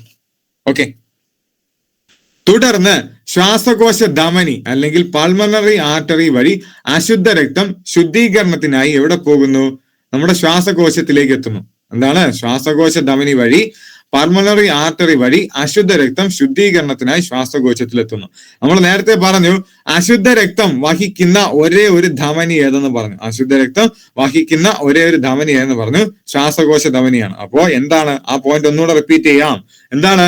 വലത്തെ ഏട്രിയത്തിലാണ് അശുദ്ധ രക്തം എത്തുന്നത്. വലത്തെ ഏട്രിയത്തിൽ അശുദ്ധ രക്തം എത്തും. അവിടെ നിന്ന് തൊട്ട് താഴെ ഇരിക്കുന്ന വലത്തെ വെൻട്രിക്കിളിലെത്തും. അങ്ങനെ വലത്തെ വെൻട്രിക്കിളിലും ഈ അശുദ്ധ രക്തം വരും. അങ്ങനെ അശുദ്ധ രക്തം പിന്നെ എവിടേക്ക് പോകും? ശ്വാസകോശ ധമനി. ആ ധമനിയിലൂടെ അശുദ്ധ രക്തം കടന്ന് എവിടേക്ക് പോകും? ശ്വാസകോശത്തിലേക്ക് എത്തും. മനസ്സിലായില്ലേ? അങ്ങനെ ശ്വാസകോശത്തിൽ പോയി കഴിഞ്ഞാൽ അവിടെ നിന്ന് എന്ത് സംഭവിക്കും? അവിടെ ഈ കാർബൺ ഡൈ ഓക്സൈഡ് എല്ലാം പോയിട്ട് ഓക്സിജനേഷൻ, നമ്മുടെ എന്താണ് ലങ്സിലെ ഓക്സിജൻ ഈ ബ്ലഡിലേക്ക് സപ്ലൈ ചെയ്യും. അപ്പൊ അതെന്തായി മാറും? ശുദ്ധരക്തമായി മാറും, അഥവാ ഓക്സിജനേറ്റഡ് ബ്ലഡ് ആയി മാറും. ശുദ്ധരക്തം അഥവാ എന്താവും? ഓക്സിജനേറ്റഡ് ബ്ലഡ് ആവും. ഈ ഓക്സിജനേറ്റഡ് ബ്ലഡ് എവിടെ കൂടെ പാസ് ചെയ്യാൻ പോണേ? നെക്സ്റ്റ് പൾമണറി വെയിൻ അല്ലെങ്കിൽ ശ്വാസകോശ സിര. പൾമണറി വെയിൻ അല്ലെങ്കിൽ ശ്വാസകോശ സിര. നമ്മൾ നേരത്തെ ഒരു കാര്യം പറഞ്ഞു. എന്താ പറഞ്ഞേ? നമ്മുടെ ശരീരത്തിലെ ശുദ്ധരക്തം വഹിക്കുന്ന സ്ഥിര, ശുദ്ധരക്തം വഹിക്കുന്ന സ്ഥിര ശ്വാസകോശ സ്ഥിര. അപ്പോ നമ്മുടെ എന്താണ് ലങ്സിൽ നിന്ന് ഓക്സിജനേറ്റഡ് ആയി വന്ന ബ്ലഡ്, അതാണ് ആര് വഹിക്കുന്നത്? ഈ ശ്വാസകോശ സ്ഥിര എന്ന പൾമണറി വെയിൻ വഹിക്കുന്നത്. അതെന്ത് ചെയ്യും? ഈ പൾമണറി വെയിൻ അല്ലെങ്കിൽ ശ്വാസകോശ സ്ഥിര വഴി ഇടത്തെ മേലറയിലെത്തും. ശ്വാസകോശ സ്ഥിര വഴി എവിടെ എത്തും? ഇടത്തെ അറ, ഏറ്റവും മുകളിലത്തെ ഇടത്തെ അറയിലെത്തും. അതാണെന്ത്? ഏട്രിയം. അതാണെന്ത്? ഏട്രിയം. അപ്പൊ ഒന്നേന്ന് പറഞ്ഞു. എന്താ പറഞ്ഞ? വലത്തെ സൈഡിൽ വരുന്നത് എന്താണ്? അശുദ്ധ രക്തം. വലത്തെ സൈഡിൽ വന്ന് അശുദ്ധ രക്തം. ഇടത്തെ സൈഡിൽ എത്തുന്നത് ആരാണ്? ശുദ്ധരക്തമാണ്. ഓക്കെ. ശ്വാസകോശത്തിൽ നിന്ന് ഓക്സിജൻ സ്വീകരിച്ച ശേഷം ശുദ്ധരക്തം ശ്വാസകോശ സ്ഥിര വഴി ഇടത്തെ ഏട്രിയത്തിൽ എത്തുന്നു. ഇനി ഇടത്തെ ഏട്രിയത്തിൽ നിന്ന്, അപ്പൊ ഇടത്തെ ഏട്രിയത്തിൽ നിന്ന് എങ്ങോട്ട് പോകണം? താഴോട്ട് പോകണം അല്ലെ? ഇടത്തെ ഏട്രിയത്തിൽ നിന്ന് എങ്ങോട്ട് പോകണം? താഴോട്ട്, ഇടത്തെ വെൻട്രിക്കിളിലെത്തും. അങ്ങനെ ഇടത്തെ ഏട്രിയത്തിൽ നിന്ന് താഴോട്ട് ഇറങ്ങി ഇടത്തെ വെൻട്രിക്കിളിൽ എത്തിക്കഴിഞ്ഞാല് പിന്നെ അയോർട്ട എന്ന് പറയുന്ന മഹാധമനി വഴി ബാക്കി ശരീരത്തിന്റെ വിവിധ ഭാഗങ്ങളിലേക്ക് എത്തും. അയോർട്ട എന്ന് പറയുന്ന മഹാധമനി വഴി എന്ത് ചെയ്യും? ആ രക്തം ശരീരത്തിന്റെ വിവിധ ഭാഗങ്ങളിലേക്ക് എത്തും. മനസ്സിലായില്ലേ? ഇതുവരെ പറഞ്ഞതൊക്കെ ഓക്കെ ആണോ? ഒന്ന് പറയാമോ? ഇതുവരെ പറഞ്ഞതൊക്കെ ഓക്കെ ആണോ? പറയടേ.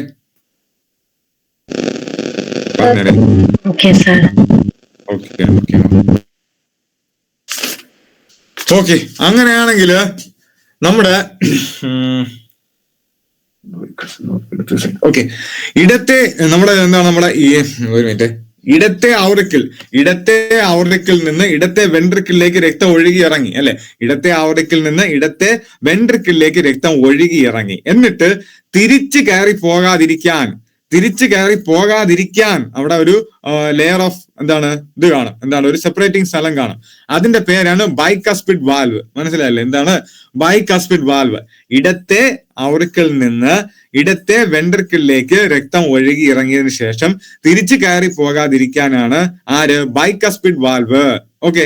ഈ ബൈകസ്പിഡ് വാൽവും ട്രൈകസ്പിഡ് വാൽവും തിരിഞ്ഞു പോകും. ബൈകസ്പിഡ് വാൽവും ട്രൈകസ്പിഡ് വാൽവും എന്ത് ചെയ്യും? തിരിഞ്ഞു പോകും. അത് തിരിഞ്ഞു പോകാതെ പഠിക്കണം. അപ്പൊ അതിനുവേണ്ടി ഒരു കാര്യം പറയാം. ഇടത്തെ സൈഡിലൂടെയാണ് ബൈക്ക് ഓടിക്കുന്നത് അല്ലേ? ഇടത്തെ സൈഡിലൂടെയാണ് ബൈക്ക് ഓടിക്കുന്നത്. അപ്പൊ അത് വെച്ച് പഠിക്കുക. ഇടത്തെ സൈഡിലുള്ള ഏട്രിയത്തിൽ നിന്ന് താഴെയുള്ള ഇടത്തെ വെൻട്രിക്കിളിലേക്ക് രക്തം ഇറങ്ങിയതിനു ശേഷം തിരിച്ച് ഇടത്തെ ഏട്രിയത്തിലേക്ക് തന്നെ തിരിച്ച് കയറി പോകാതിരിക്കാൻ ആണ് എന്ത് ചെയ്യുന്ന ബൈകസ്പിഡ് വാൽവ് സഹായിക്കുന്നത്. അപ്പൊ ഇടത്തെ സൈഡിലൂടെയാണ് ബൈക്ക് ഓട്ടിക്കുന്നത്. അങ്ങനെ വെച്ച് പഠിക്കുക അല്ലെ?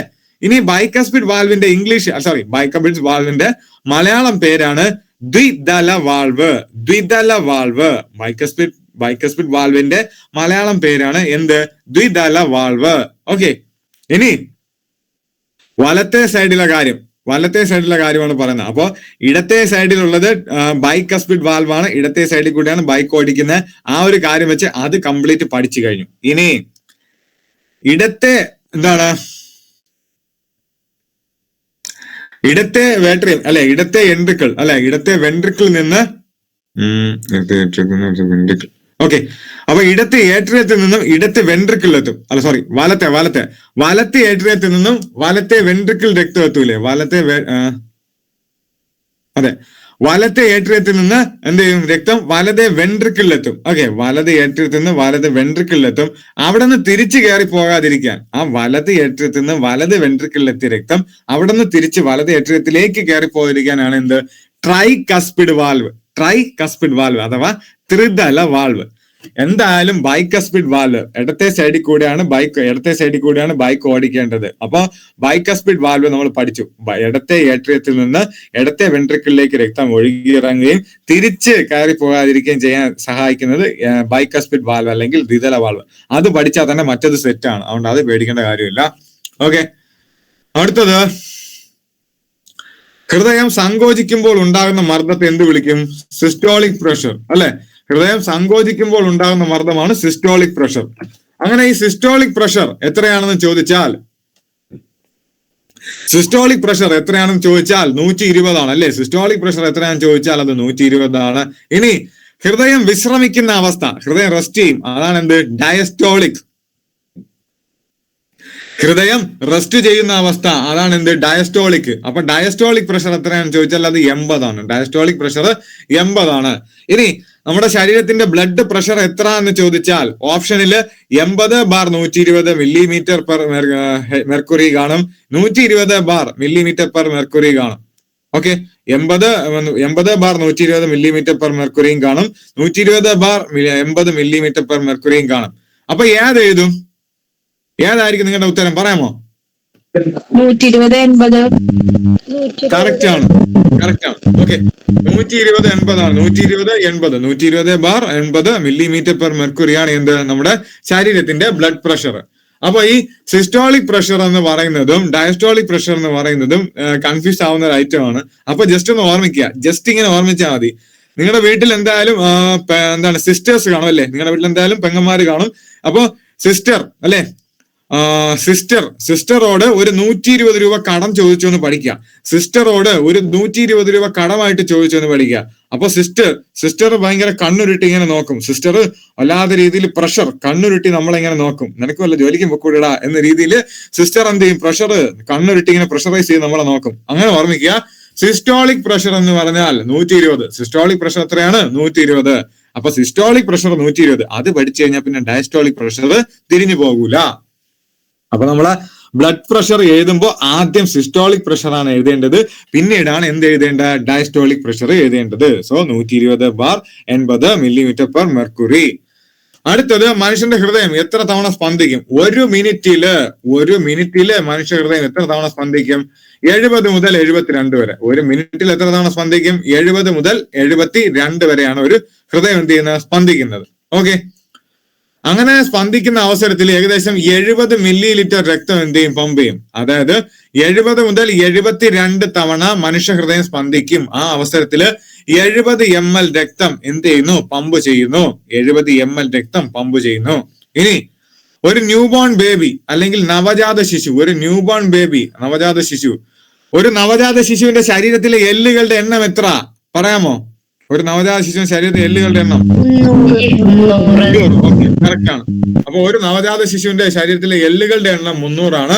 ഇനി നവജാത ശിശുവിന്റെ ഹൃദയസ്പന്ദന നിരക്ക് എത്രയാണ്? മിനിറ്റിൽ 140 ആണ്. അതായത് അവരുടെ ശരീരത്തിലെ ബ്ലഡ് സർക്കുലേഷൻ വളരെ കൂടുതലായിരിക്കും. അതുകൊണ്ട് നമ്മുടെ ശരീരത്തിന്റെ ഇരട്ടിയായിരിക്കും. ഈ കൊച്ചുകുട്ടികളൊക്കെ വളരെ വേഗം വളരും. മനസ്സിലായില്ലേ? കൊച്ചുകുട്ടികൾ വളരെ വേഗം വളരുന്നതിന്റെ കാരണം എന്ന് പറഞ്ഞാൽ നമ്മുടെ ശരീരത്തിലുള്ളതിനേക്കാളും ഇരട്ടി വേഗത്തിലായിരിക്കും അവരെന്ത് ചെയ്യുന്ന ബ്ലഡ് പമ്പ് ചെയ്യണം. 140 പെർ മിനിറ്റ്. അപ്പൊ അത്രയും വേഗത്തില് പല ന്യൂട്രിയൻസും ഓക്സിജനും അത്രയും വേഗത്തില് ഇരട്ടിയായിട്ട് എന്ത് ചെയ്യും? എല്ലാ ഭാഗത്തും എത്തും. അതനുസരിച്ച് വളരെ വേഗമായിരിക്കും നവജാത ശിശുക്കൾ എന്ത് ചെയ്യുന്ന വളരുന്നത്. അങ്ങനെ ഓർമ്മിച്ച് വെക്കുക. എന്താണ് നവജാത ശിശുവിന്റെ ഹൃദയസ്പന്ദന നിരക്ക്? 140. ഇനി ആന എന്ന് പറയുന്നത് വളരെ വലിയൊരു ജീവിയാണ് അല്ലേ. ആനയുടെ ഹൃദയം മിനിറ്റിൽ 25 തവണയെ സ്പന്ദിക്കുന്നുള്ളൂ. ആനയുടെ ഹൃദയം മിനിറ്റിൽ എന്ത് ചെയ്യുന്നുണ്ട്? 25 തവണ മാത്രമേ സ്പന്ദിക്കുന്നുള്ളൂ. ഓക്കെ, അടുത്ത് ഹൃദയം ഒരു തവണ സങ്കോചിക്കാനും വിശ്രമിക്കാനും, അതായത് ഹൃദയം ഒരു തവണ എന്ത് ചെയ്യും? കോൺട്രാക്ട് ആൻഡ് റിലാക്സ് ചെയ്യാൻ എത്ര എടുക്കും? 0.8 സെക്കൻഡ് സമയം. ഹൃദയം ഒരു തവണ കോൺട്രാക്ട് ആൻഡ് റിലാക്സ് ചെയ്യാൻ എത്ര എടുക്കും? 0.8 സെക്കൻഡ് സമയമാണ് എടുക്കുന്നത്. ഇനി ഗർഭാവസ്ഥയിലെ ഭ്രൂണത്തിന് 21 ദിവസം പ്രായമാകുമ്പോഴേക്കും ഹൃദയം സ്പന്ദിച്ചു തുടങ്ങും. ഗർഭാവസ്ഥയിലെ ഭ്രൂണം, അതായത് ആ ഭ്രൂണത്തിന് 21 ദിവസം പ്രായമാകുമ്പോൾ എന്ത് ചെയ്യും? അത് സ്പന്ദിക്കും. അടുത്തത്, ഹൃദയനിരക്ക് വളരെ താഴുമ്പോൾ സാധാരണ നിലയിലാക്കാൻ ഉപയോഗിക്കുന്ന ഉപകരണമാണ് പേസ് മേക്കർ അല്ലെ. ഹൃദയനിരക്ക് വളരെ താഴും. ആ അവസരത്തില് അതിനെ നേരെയാക്കാൻ ഉപയോഗിക്കുന്ന ഉപകരണമാണ് എന്ത്? Pace maker. ഹൃദയനിരക്ക് താഴുമ്പോൾ സാധാരണ നിലയിലാക്കാൻ ഉപയോഗിക്കുന്ന ഉപകരണം പേസ് മേക്കർ. ഇനി ഹൃദയത്തിന്റെ പേസ് മേക്കർ എന്നറിയപ്പെടുന്നതാണ് സൈനോ ആട്രിയൽ നോഡ്. ഹൃദയത്തിന്റെ പേസ് മേക്കർ എന്നറിയപ്പെടുന്നതാണ് സൈനോ ആട്രിയൽ നോഡ്. ഈ സൈനോ ആട്രിയൽ നോഡിനെ ഹൃദയത്തിന്റെ ഹൃദയം എന്നും പറയുന്നുണ്ട്. മനസ്സിലായില്ലേ? ഹൃദയത്തിന്റെ ഹൃദയം എന്നറിയപ്പെടുന്നത് സൈനോ ആട്രിയൽ നോഡ്. ഹൃദയത്തിന്റെ ഹൃദയം സൈനോ ആട്രിയൽ നോഡ്. ഇനി നമ്മൾ പറഞ്ഞു ഹൃദയനിരക്ക് വളരെ താഴുമ്പോൾ സാധാരണ നിലയിലാക്കാൻ ഉപയോഗിക്കുന്ന ഉപകരണമാണ് പേസ് മേക്കർ. ഈ പേസ് മേക്കർ കണ്ടുപിടിച്ചത് ആര്? ചോദിച്ചിട്ടുണ്ട്. പേസ് മേക്കർ കണ്ടുപിടിച്ചത് ആര്? Wilson great batch. Pace maker കണ്ടുപിടിച്ചത് ആരാണ്? വിൽസൺ ഗ്രേറ്റ് ബാച്ച് ആണ്. Okay, pace maker Wilson great batch ആണ്. ഇനി നമ്മൾ ലാസ്റ്റ് ക്ലാസ്സിൽ പറഞ്ഞ കാര്യമാണ് നമ്മുടെ ശരീരത്തിലെ ഉപകാരപ്രദമായ കൊളസ്ട്രോൾ. നമ്മുടെ ശരീരത്തിലെ ഉപകാരപ്രദമായ കൊളസ്ട്രോൾ ആണ് HDL കൊളസ്ട്രോൾ. HDL കൊളസ്ട്രോൾ ആണ് good cholesterol. HDL cholesterol good cholesterol. High density lipoprotein. HDL കൊളസ്ട്രോളിന്റെ full form high density lipoprotein. ഇനി ദോഷകരമായ കൊളസ്ട്രോൾ LDL ആണ്. ദോഷകരം ഏതാണ്? LDL ആണ്. അത് ലോ ഡെൻസിറ്റി ലിപ്പോപ്രോട്ടീൻ. ദോഷകരം ലോ ഡെൻസിറ്റി ലിപ്പോപ്രോട്ടീൻ ആണ്. ഇനി നമ്മുടെ ശരീരത്തില് എന്താണ് കൊളസ്ട്രോളിന്റെ അളവ് നമ്മൾ പറഞ്ഞു. കൊളസ്ട്രോൾ ചെക്ക് ചെയ്യാൻ ഉപയോഗിക്കുന്ന ടെസ്റ്റ് ആണ് lipid profile test. Cholesterol check ചെയ്യാൻ ഉപയോഗിക്കുന്ന ടെസ്റ്റ് ആണ് ലിപ്പിഡ് പ്രൊഫൈൽ ടെസ്റ്റ്. അപ്പൊ കൊളസ്ട്രോളിന്റെ അളവ് 100 മില്ലി ലിറ്റർ രക്തത്തില് 200 മില്ലിഗ്രാമിൽ താഴെ. എപ്പോഴും കൊളസ്ട്രോളിന്റെ ബ്രിം എത്രയാ? നമ്മൾ ബ്ലഡ് ചെക്ക് ചെയ്യുമ്പോൾ പറയും കൊളസ്ട്രോൾ ബ്രിമ്മിലാണ് 200 ആണ് എന്നൊക്കെ പറയും. അപ്പോ കൊളസ്ട്രോളിന്റെ മാക്സിമം ലെവല് 200 മില്ലിഗ്രാമിൽ താഴെ. അതാണ് നോർമൽ ലെവൽ. മനസ്സിലായില്ലേ? അടുത്തത് ആൻജീന. ആൻജീന എന്ന് പറഞ്ഞാൽ നമ്മുടെ ഈ ഹൃദയപേശികൾക്കുണ്ടാകുന്ന വേദനയുടെ പേരാണ് ആൻജീന. ഓക്കെ, ആൻജീന എന്ന് പറഞ്ഞാൽ ഹൃദയപേശികൾക്കുണ്ടാകുന്ന വേദനയുടെ പേരാണ്. അങ്ങനെയാണെങ്കിൽ മൂത്രത്തിൽ കല്ല് കാരണം കിഡ്നിയിൽ ഉണ്ടാകുന്ന വേദനയുടെ പേരെന്ത്? പറയടേ, ഒന്നുകൂടെ റിപ്പീറ്റ് ചെയ്യണോ? മൂത്രത്തിൽ കല്ല് കാരണം കിഡ്നിയിൽ ഉണ്ടാകുന്ന വേദനയുടെ പേരെന്ത്? പറയൂ. ഓക്കെ, മൂത്രത്തിൽ കല്ല് കാരണം കിഡ്നിയിൽ ഉണ്ടാകുന്ന വേദനയുടെ പേരാണ് റിനൽ കോളിക്. അപ്പോ നമ്മുടെ ഹൃദയപേശികളിൽ ഉണ്ടാകുന്ന വേദനയാണ് എന്ത്? ആൻജീന. ഹൃദയപേശികളിൽ ഉണ്ടാകുന്ന വേദനയാണ് ആൻജീന. സോ അങ്ങനെ രക്തക്കുഴലുകളുടെ രക്തക്കട്ട, ഈ രക്തക്കുഴലുകൾക്കുള്ളിൽ രക്തക്കട്ട പിടിച്ചിരിക്കും. ആ രക്തക്കട്ട പിടിച്ചിരിക്കുന്നതിനെ ആധുനിക ഉപകരണങ്ങളുടെ സഹായത്തോടെ നീക്കം ചെയ്യുന്ന രീതിയാണ് ആൻജിയോപ്ലാസ്റ്റി. ആൻജിയോപ്ലാസ്റ്റി രക്തക്കുഴലുകൾക്കുള്ളിലെ ബ്ലഡ് ബ്ലോക്കുകളെ മാറ്റുന്ന പരിപാടിയാണ് ആൻജിയോപ്ലാസ്റ്റി. അപ്പൊ ഈ ബ്ലഡ് ബ്ലോക്കുകൾ, രക്തക്കുഴലിനുള്ളിലെ ബ്ലഡ് ബ്ലോക്കുകളെ കണ്ടെത്താൻ നടത്തുന്ന പരിശോധനയാണ് ആൻജിയോഗ്രാം. രക്തക്കുഴലുകൾക്കുള്ളിലെ ബ്ലഡ് ബ്ലോക്കുകളെ കണ്ടെത്താൻ നടത്തുന്ന ഒരു പരിശോധനയാണ് ആൻജിയോഗ്രാം. അടുത്ത ഹൃദയത്തിന്റെ തകരാറുകൾ അൾട്രാസൗണ്ട് സംവിധാനം ഉപയോഗിച്ച് മനസ്സിലാക്കുന്നതിനെയാണ് എക്കോ കാർഡിയോഗ്രാഫി എന്ന് പറയുന്നത്. ഹൃദയത്തിന്റെ തകരാറുകൾ അൾട്രാസൗണ്ട് സംവിധാനം ഉപയോഗിച്ച് മനസ്സിലാക്കുന്ന അവസ്ഥയാണ്, അല്ലെങ്കിൽ ആ ഒരു രീതിയാണ് എക്കോ കാർഡിയോഗ്രാഫി. ഈ കാർഡിയോഗ്രാഫി അല്ലെ, ECG കണ്ടുപിടിച്ചത് വില്യം എയ്ൻതോവാൻ ആണ്. ECG കണ്ടുപിടിച്ചത് വില്യം എയ്ൻതോവാൻ ആണ്. അപ്പൊ ഇതൊരു ട്രോൾ ആയിട്ട് ഞാൻ കണ്ടിട്ടുണ്ട്. നമ്മുടെ ഈ അമർ അക്ബർ ആന്റണി സിനിമയിൽ ഒരു ദുരന്തം, മറ്റേ പാഷാണം ഷാജി വരുമല്ലോ. അപ്പോ അവനോട് നമ്മുടെ പൃഥ്വിരാജ് ചോദിക്കും, എടാ അച്ഛന്റെ ECG എന്താ എന്ന് ചോദിക്കും. അച്ഛന്റെ ECG റിപ്പോർട്ട് വന്നില്ലേ, അതെന്താ എന്ന് ചോദിക്കും. അപ്പൊ ആ പുള്ളി പാഷാണം ഷാജി പറയുന്നത്, ഓ എന്തോ ആവാനാ തട്ടിപ്പോകുന്ന ഡോക്ടർ പറഞ്ഞത്. എന്തോ ആവാനാ ECG കണ്ടിട്ട് ഡോക്ടർ പറഞ്ഞത് എന്തോ ആവാനാ തട്ടിപ്പോവും. മനസ്സിലായല്ലോ? അപ്പൊ ECG ആരാണ് കണ്ടുപിടിച്ചത്? Electro cardiograph. ECG കണ്ടുപിടിച്ചത് ആരാണ്? വില്യം എയ്ൻതോവാൻ. ആരാണ്? വില്യം എയ്ൻതോവാൻ. ഓക്കെ, രക്തധമനിയിലെ ഭിത്തികളുടെ ഉന്നത മർദ്ദം മൂലം പൊട്ടുന്ന അവസ്ഥ, ഹെമറേജ് നമ്മൾ പറഞ്ഞു. അടുത്തത് രക്തസമ്മർദ്ദം.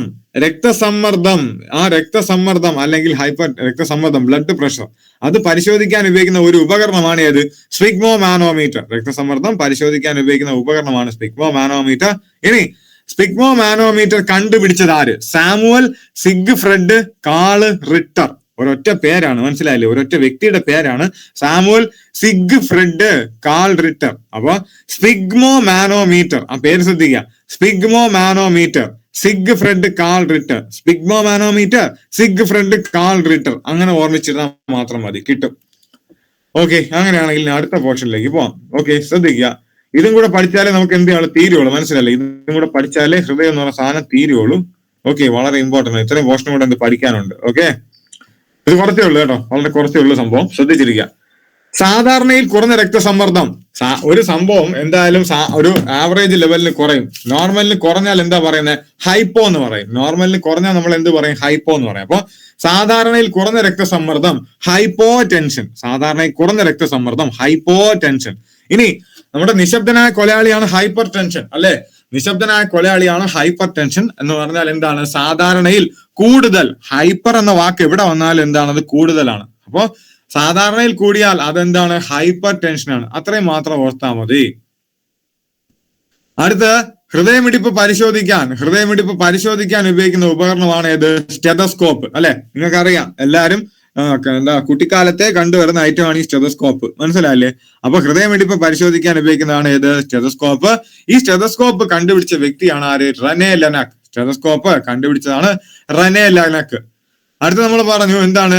ECG, ഹൃദയത്തിന്റെ പ്രവർത്തനം ECG ആണ്. ഹൃദയത്തിന്റെ പ്രവർത്തനം മനസ്സിലാക്കാൻ ഹൃദയത്തിൽ ഉണ്ടാകുന്ന വൈദ്യുത തരംഗങ്ങളെ ഡീകോഡ് ചെയ്യുന്ന ആ ഒരു മെറ്റീരിയൽ, ആ ഒരു ഡിവൈസ് ആണ് ECG. ECG കണ്ടുപിടിച്ചത് വില്യം എയ്ൻതോവനാണ്. ഇനി അടുത്ത ചോദ്യം വളരെ ഇമ്പോർട്ടന്റ് ആണ്. അർബുദം ബാധിക്കാത്ത ശരീരാവയവം ഏതെന്ന് ചോദിച്ചിട്ട് അതിനകത്ത് ഓപ്ഷനിനകത്ത് കണ്ണും തരും, പിന്നെ ഈ ഹൃദയവും തരും. ഓപ്ഷനിനകത്ത് കണ്ണും തരും, ഹൃദയവും തരും. അപ്പോ ഈ ഹൃദയപേശികൾ എന്ത് ചെയ്യുന്നില്ല? നിർത്താതെ ജോലി ചെയ്തുകൊണ്ടിരിക്കുകയാണ്. ഹൃദയപേശികൾ നിർത്താതെ ജോലി കൊണ്ടിരിക്കുകയാണ്, കംപ്ലീറ്റ്ലി ആക്റ്റീവ് ആണ്. അപ്പൊ അതനുസരിച്ച് അവരുടെ സെൽ ഡിവിഷനൊക്കെ നല്ല രീതിയിൽ നടക്കും. അതുകൊണ്ട് ഈ ഹൃദയപേശിക്ക് എന്ത് വരുന്നില്ല? ഒരിക്കലും ഹൃദയത്തിന് എന്ത് ചെയ്യുന്നില്ല? ഒരിക്കലും അർബുദം ബാധിക്കുന്നില്ല. ഓക്കെ, അർബുദത്തെ പറ്റിയുള്ള പഠനം ഓങ്കോളജി. ഹൃദയപേശികൾക്ക് എന്തില്ല? ഒരിക്കലും അർബുദം ബാധിക്കുന്നില്ല. ഓക്കെ, അടുത്ത് നമ്മൾ ആൾറെഡി പല ക്ലാസ്സുകളിൽ പറഞ്ഞ കാര്യമാണ്. എന്താ? മത്സ്യത്തിന്റെ ഹൃദയത്തിലെ അറകളുടെ എണ്ണം എത്ര? 2, അല്ലെ? മത്സ്യത്തിന്റെ ഹൃദയത്തിലെ അറകളുടെ എണ്ണം എത്രയാണെന്ന് ചോദിച്ചാൽ 2 ആണ്. നമ്മൾ പറഞ്ഞു മലയാളത്തിൽ, അല്ലെ? മത്സ്യം എന്ന് പറയുമ്പോൾ എന്താ? മീൻ എന്ന് എഴുതാൻ പറഞ്ഞു. മത്സ്യം എന്ന് പറയുമ്പോൾ മീൻ എന്ന് എഴുതുക. മീൻ എന്ന് എഴുതി കഴിഞ്ഞാൽ അതിനകത്ത് 2 അക്ഷരമേ ഉള്ളൂ. അപ്പൊ മീനിന്റെ ഹൃദയത്തിനകത്ത് എത്ര അറയുണ്ട്? 2 അറ. അടുത്തത് നോക്കുക, സസ്തനി മനുഷ്യൻ, മുതല, ചീങ്കണ്ണി, പക്ഷി. സസ്തനി എന്ന് പറഞ്ഞാൽ എന്താ? മാമൽസ്, കുട്ടികളെ പ്രസവിച്ച് പാലൂട്ടി വളർത്തുന്നതാണ് സസ്തനി. ഇനി മനുഷ്യൻ, അതാണ് മനുഷ്യനൊരു സസ്തനിയാണ്, അല്ലേ? മനുഷ്യനൊരു സസ്തനിയാണ്. പിന്നെ ഞാൻ പറഞ്ഞു ജോസ് പ്രകാശിന് നമുക്കറിയാവുന്ന മനുഷ്യനാണ് ജോസ് പ്രകാശിന്റെ കയ്യിൽ ഒരു മുതലയുണ്ട്. ഒരു കയ്യിൽ ഒരു മുതലയും ചീങ്കണ്ണിയും ഉണ്ട്, മറ്റേ കയ്യിൽ ഒരു പരുന്തിരിപ്പുണ്ട്. അപ്പൊ അതിൽ നിന്ന് നമുക്ക് ഉത്തരം കിട്ടി. സസ്തനി 4 അറ. സസ്തനികളുടെ ഹൃദയത്തിൽ അറ 4, ചീങ്കണ്ണികളുടെ ഹൃദയത്തിൽ അറ 4, മുതലയുടെ ഹൃദയത്തിൽ അറ 4. ഇനി ജോസ് പ്രകാശ് മനുഷ്യനാണ്, മനുഷ്യന്റെ ഹൃദയത്തിൽ അറ 4. പക്ഷികൾ, ജോസ് പ്രകാശിന്റെ കയ്യിൽ പക്ഷി ഇരിപ്പുണ്ട്, സോ പക്ഷികളുടെ ഹൃദയത്തിന്റെ അറ 4. അടുത്ത് ഉരഗങ്ങൾ, ഉഭയജീവികൾ, ആമ. ഈ ഉരഗങ്ങൾ എന്ന് പറഞ്ഞാൽ നെഞ്ച് തറയിൽ ഉരച്ചുകൊണ്ട് നടക്കുന്നത് കൊണ്ടാണ് അവയെ ഉരഗങ്ങൾ എന്ന് വിളിക്കുന്നത്. അതുപോലെ തന്നെയാണ് ആമയും. ആ ആമയുടെ ലോവർ പോർഷൻ തറയിൽ ഉരച്ചുകൊണ്ട് നടക്കുന്നതാണ് ആമയും. അതുപോലെ തന്നെയാണ് ഉഭയജീവികൾ, അല്ലെ? ഉഭയജീവികൾ. ഈ മീൻ ഒരു ഉഭയജീവിയാണ്, അല്ല സോറി, മീൻ വേണ്ട, മീനിന്റെ എക്സാമ്പിൾ ആണ്. എന്തായാലും ഉഭയജീവി എന്ന് പറയുമ്പോൾ കരയിലും വെള്ളത്തിലും ജീവിക്കാൻ കഴിയുന്നവ. ഓക്കെ, ഉഭയജീവി എന്ന് പറയുമ്പോൾ കരയിലും വെള്ളത്തിലും ജീവിക്കാൻ കഴിയുന്നവ. അവർക്കും എന്താണ്? ഹൃദയത്തിലുള്ള അറകളുടെ എണ്ണം എത്രയാണ്? 3 ആണ്. അടുത്ത നമ്മൾ പഠിച്ചതാ എന്താണ്? നവജാത ശിശുവിന്റെ ഹൃദയത്തിലെ അറകൾ, നവജാത ശിശുവിന്റെ ഹൃദയസ്പന്ദനം 140. നവജാത ശിശുവിന്റെ ഹൃദയസ്പന്ദനം 140 ആണെങ്കിൽ ഗർഭസ്ഥ ശിശുവിന്റെ ഹൃദയസ്പന്ദനം 80 മുതൽ 160 വരെയാണ്. ഇത് പഠിക്കണം. ഗർഭസ്ഥ ശിശുവിന്റെ ഹൃദയസ്പന്ദനം 80 മുതൽ 160 വരെയാണ്. ഓക്കെ, ഇനി വളരെ ഇമ്പോർട്ടന്റ് ആണ് 2 ഓറിക്കിളുകളും. ഓക്കെ, മുകളിലുള്ള 2 അറകളാണ് ഔറിക്കിൾ, താഴെയുള്ള 2 അറകളാണ് സെപ്റ്റം. ഈ മുകളിലുള്ള 2 അറകളായ ഔറിക്കിളെയും താഴെയുള്ള 2 അറകളായ സെപ്റ്റത്തെയും വേർതിരിക്കുന്ന പേശികൾ ഏതാണ്? മുകളിലുള്ള 2 അറകളായ ഔറിക്കിളിനെയും താഴെയുള്ള 2 അറകളായ വെൻട്രിക്കിളിനെയും വേർതിരിക്കുന്ന പേശിയാണ് സെപ്റ്റം. മുകളിലുള്ള 2 അറകളായ ഔറിക്കിളിനെയും താഴെയുള്ള 2 അറകളായ വെൻട്രിക്കിളിനെയും സെപ്പറേറ്റ് ചെയ്യുന്ന ആളാണ് സെപ്റ്റം. അങ്ങനെ പഠിച്ചാൽ മാത്രം മതി, അവിടെ സെറ്റാണ്.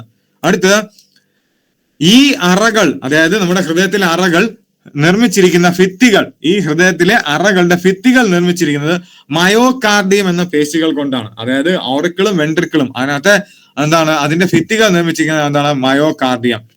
അടുത്ത വേറെ ഒരു സിമ്പിൾ ഐറ്റമാ ഹൃദയത്തിന്റെ ഹൃദയമിടിപ്പ് അല്ലെ. ഹൃദയമിടിപ്പ് നമ്മൾ പറഞ്ഞു 72 ഹൃദയമിടിപ്പ് 70 to 72 അല്ലെ. ഹൃദയമിടിപ്പ് 70 to 72. അത് 100 കൂടുന്ന അവസ്ഥ, ഹൃദയമിടിപ്പ് 100 കൂടുന്ന അവസ്ഥയാണ് എന്ത്? Tacky cardia. ഹൃദയമിടിപ്പ് 100 കൂടുന്ന അവസ്ഥയാണ് എന്ത്? Tacky cardia. അതേപോലെ തന്നെ ഹൃദയമിടിപ്പ് 60 താഴുന്ന അവസ്ഥയാണ് ബ്രാക്കി കാർഡിയ. മനസ്സിലായില്ലേ? ഹൃദയമിടിപ്പ് 60 താഴുന്ന അവസ്ഥയാണ് ബ്രാക്കി കാർഡിയ. ഓക്കെ, എന്ത് പറ്റി? എന്തേ പറ്റൂല, കുഴപ്പമില്ല. ഓക്കെ, ഹൃദയമിടിപ്പ് എന്തെങ്കിലും ഡൗട്ട് ഉണ്ടോ? ആരോ ഒരാൾ ഹാൻഡ് റൈസ് ചെയ്യണോ ചോദിച്ചു, ഡൗട്ട് ഉണ്ടോ? ഓക്കെ, അടുത്ത് ഹൃദയ സംബന്ധമായ തകരാറുകൾ നടത്തുവാൻ, ഹൃദയ സംബന്ധമായ തകരാറുകൾ അറിയുവാൻ നടത്തുന്ന ടെസ്റ്റാണ് ഹാർവാർഡ് സ്റ്റെപ്പ് ടെസ്റ്റ്. ഹൃദയ സംബന്ധമായ തകരാറുകൾ അറിയുവാൻ നടത്തുന്ന ടെസ്റ്റ് ഹാർവാർഡ് സ്റ്റെപ്പ് ടെസ്റ്റ്. നമ്മൾ പറഞ്ഞു നമ്മുടെ ശരീരത്തിലെ മൂന്ന് തരം എന്തുണ്ട്? രക്തവാഹിനി കുഴലുകൾ ഉണ്ടെന്ന് പറഞ്ഞു. നമ്മുടെ ശരീരത്തിൽ 3 തരം രക്തവാഹിനി കുഴലുകളുണ്ട്. ധമനി, സിര, പിന്നെ ഈ രണ്ടിനെയും യോജിപ്പിക്കുന്ന ലോമിക. ധമനി, സിര, ഇവ രണ്ടിനെയും യോജിപ്പിക്കുന്ന എന്താണ്? ലോമിക. അതും നമ്മൾ പറഞ്ഞു. ലോമികയുടെ ഇംഗ്ലീഷ് ആണ് കാപ്പിലറി. ഓക്കെ, ലോമികയുടെ ഇംഗ്ലീഷ് ആണ് കാപ്പിലറി. ഇനി ആ ട്രൈക്കസ്പിഡും ബൈക്കസ്പിഡും ആൾറെഡി പറഞ്ഞതാണ്. ട്രൈക്കസ്പിഡും ബൈക്കസ്പിഡും ആൾറെഡി പറഞ്ഞു. ഹൃദയ മസിലുകൾക്കുണ്ടാവുന്ന വേദന ആൻജിന. ഹൃദയ മസിലുകൾക്കുണ്ടാവുന്ന വേദന ആൻജിന പെക്ടോറിസ് പറഞ്ഞു. ഇനി ഹൃദയത്തിൽ ഓക്സിജൻ കിട്ടാതെ വരുമ്പോഴാണ് ഹാർട്ട് അറ്റാക്ക്. ഹൃദയത്തിൽ ഓക്സിജൻ കിട്ടാതെ വരുമ്പോഴാണ് ഹാർട്ട് അറ്റാക്ക് ഉണ്ടാകുന്നത്. ഈ ഹാർട്ട് അറ്റാക്ക് എന്ന് പറയുന്നത് ബെർണോലിസ് തിയറത്തിനെ ബേസ് ചെയ്തിട്ടുള്ള സംഭവമാണ്. ഇനി അടുത്തത് ഹൃദയത്തിന്റെയോ ശ്വാസകോശത്തിന്റെയോ തകരാർ മൂലം ശരീരത്തിന് ആവശ്യമായ ഓക്സിജൻ ലഭിക്കാത്തത് കൊണ്ട് ശരീരം നീല നിറമാകുന്ന രോഗമാണ് സയനോസിസ്. ശരീരം നീല നിറം ആകുന്ന രോഗമാണ് ഏത്? സയനോസിസ്. അപ്പൊ അത് ശ്രദ്ധിക്കുക. ശരീരം നീല നിറമാകുന്ന രോഗം, ശരിയായ രീതിയിൽ ഓക്സിജൻ ഇല്ലാത്ത കാരണം ശരീരം നീല നിറമാകുന്ന രോഗം സയനോസിസ്. ഇനി വളരെ ഇമ്പോർട്ടന്റ് ആണ് ഐറ്റംസ്. ഹൃദയ വാൽവുകളെ തകരാറിലാക്കുന്ന രോഗം. ഹൃദയ വാൽവ് നമ്മുടെ ഹാർട്ടിന്റെ വാൽവ്സ് ഉണ്ട്. ആ വാൽവിനെ തകരാറിലാക്കുന്ന രോഗമാണ് ഏത്? വാതപ്പനി അല്ലെ. വാതപ്പനിയുടെ ഇംഗ്ലീഷ് ആണ് റൂമാറ്റിക് ഫീവർ. അപ്പൊ ഹൃദയ വാൽവുകൾക്ക് തകരാറുണ്ടാകുന്ന ഐറ്റമാണ് വാതപ്പനി. അതിന്റെ ഇംഗ്ലീഷ് ആണ് എന്ത്? Rheumatic fever. അടുത്തത് രക്തസംചരണം അഥവാ ബ്ലഡ് ട്രാൻസ്ഫ്യൂഷൻ. എന്താണ്?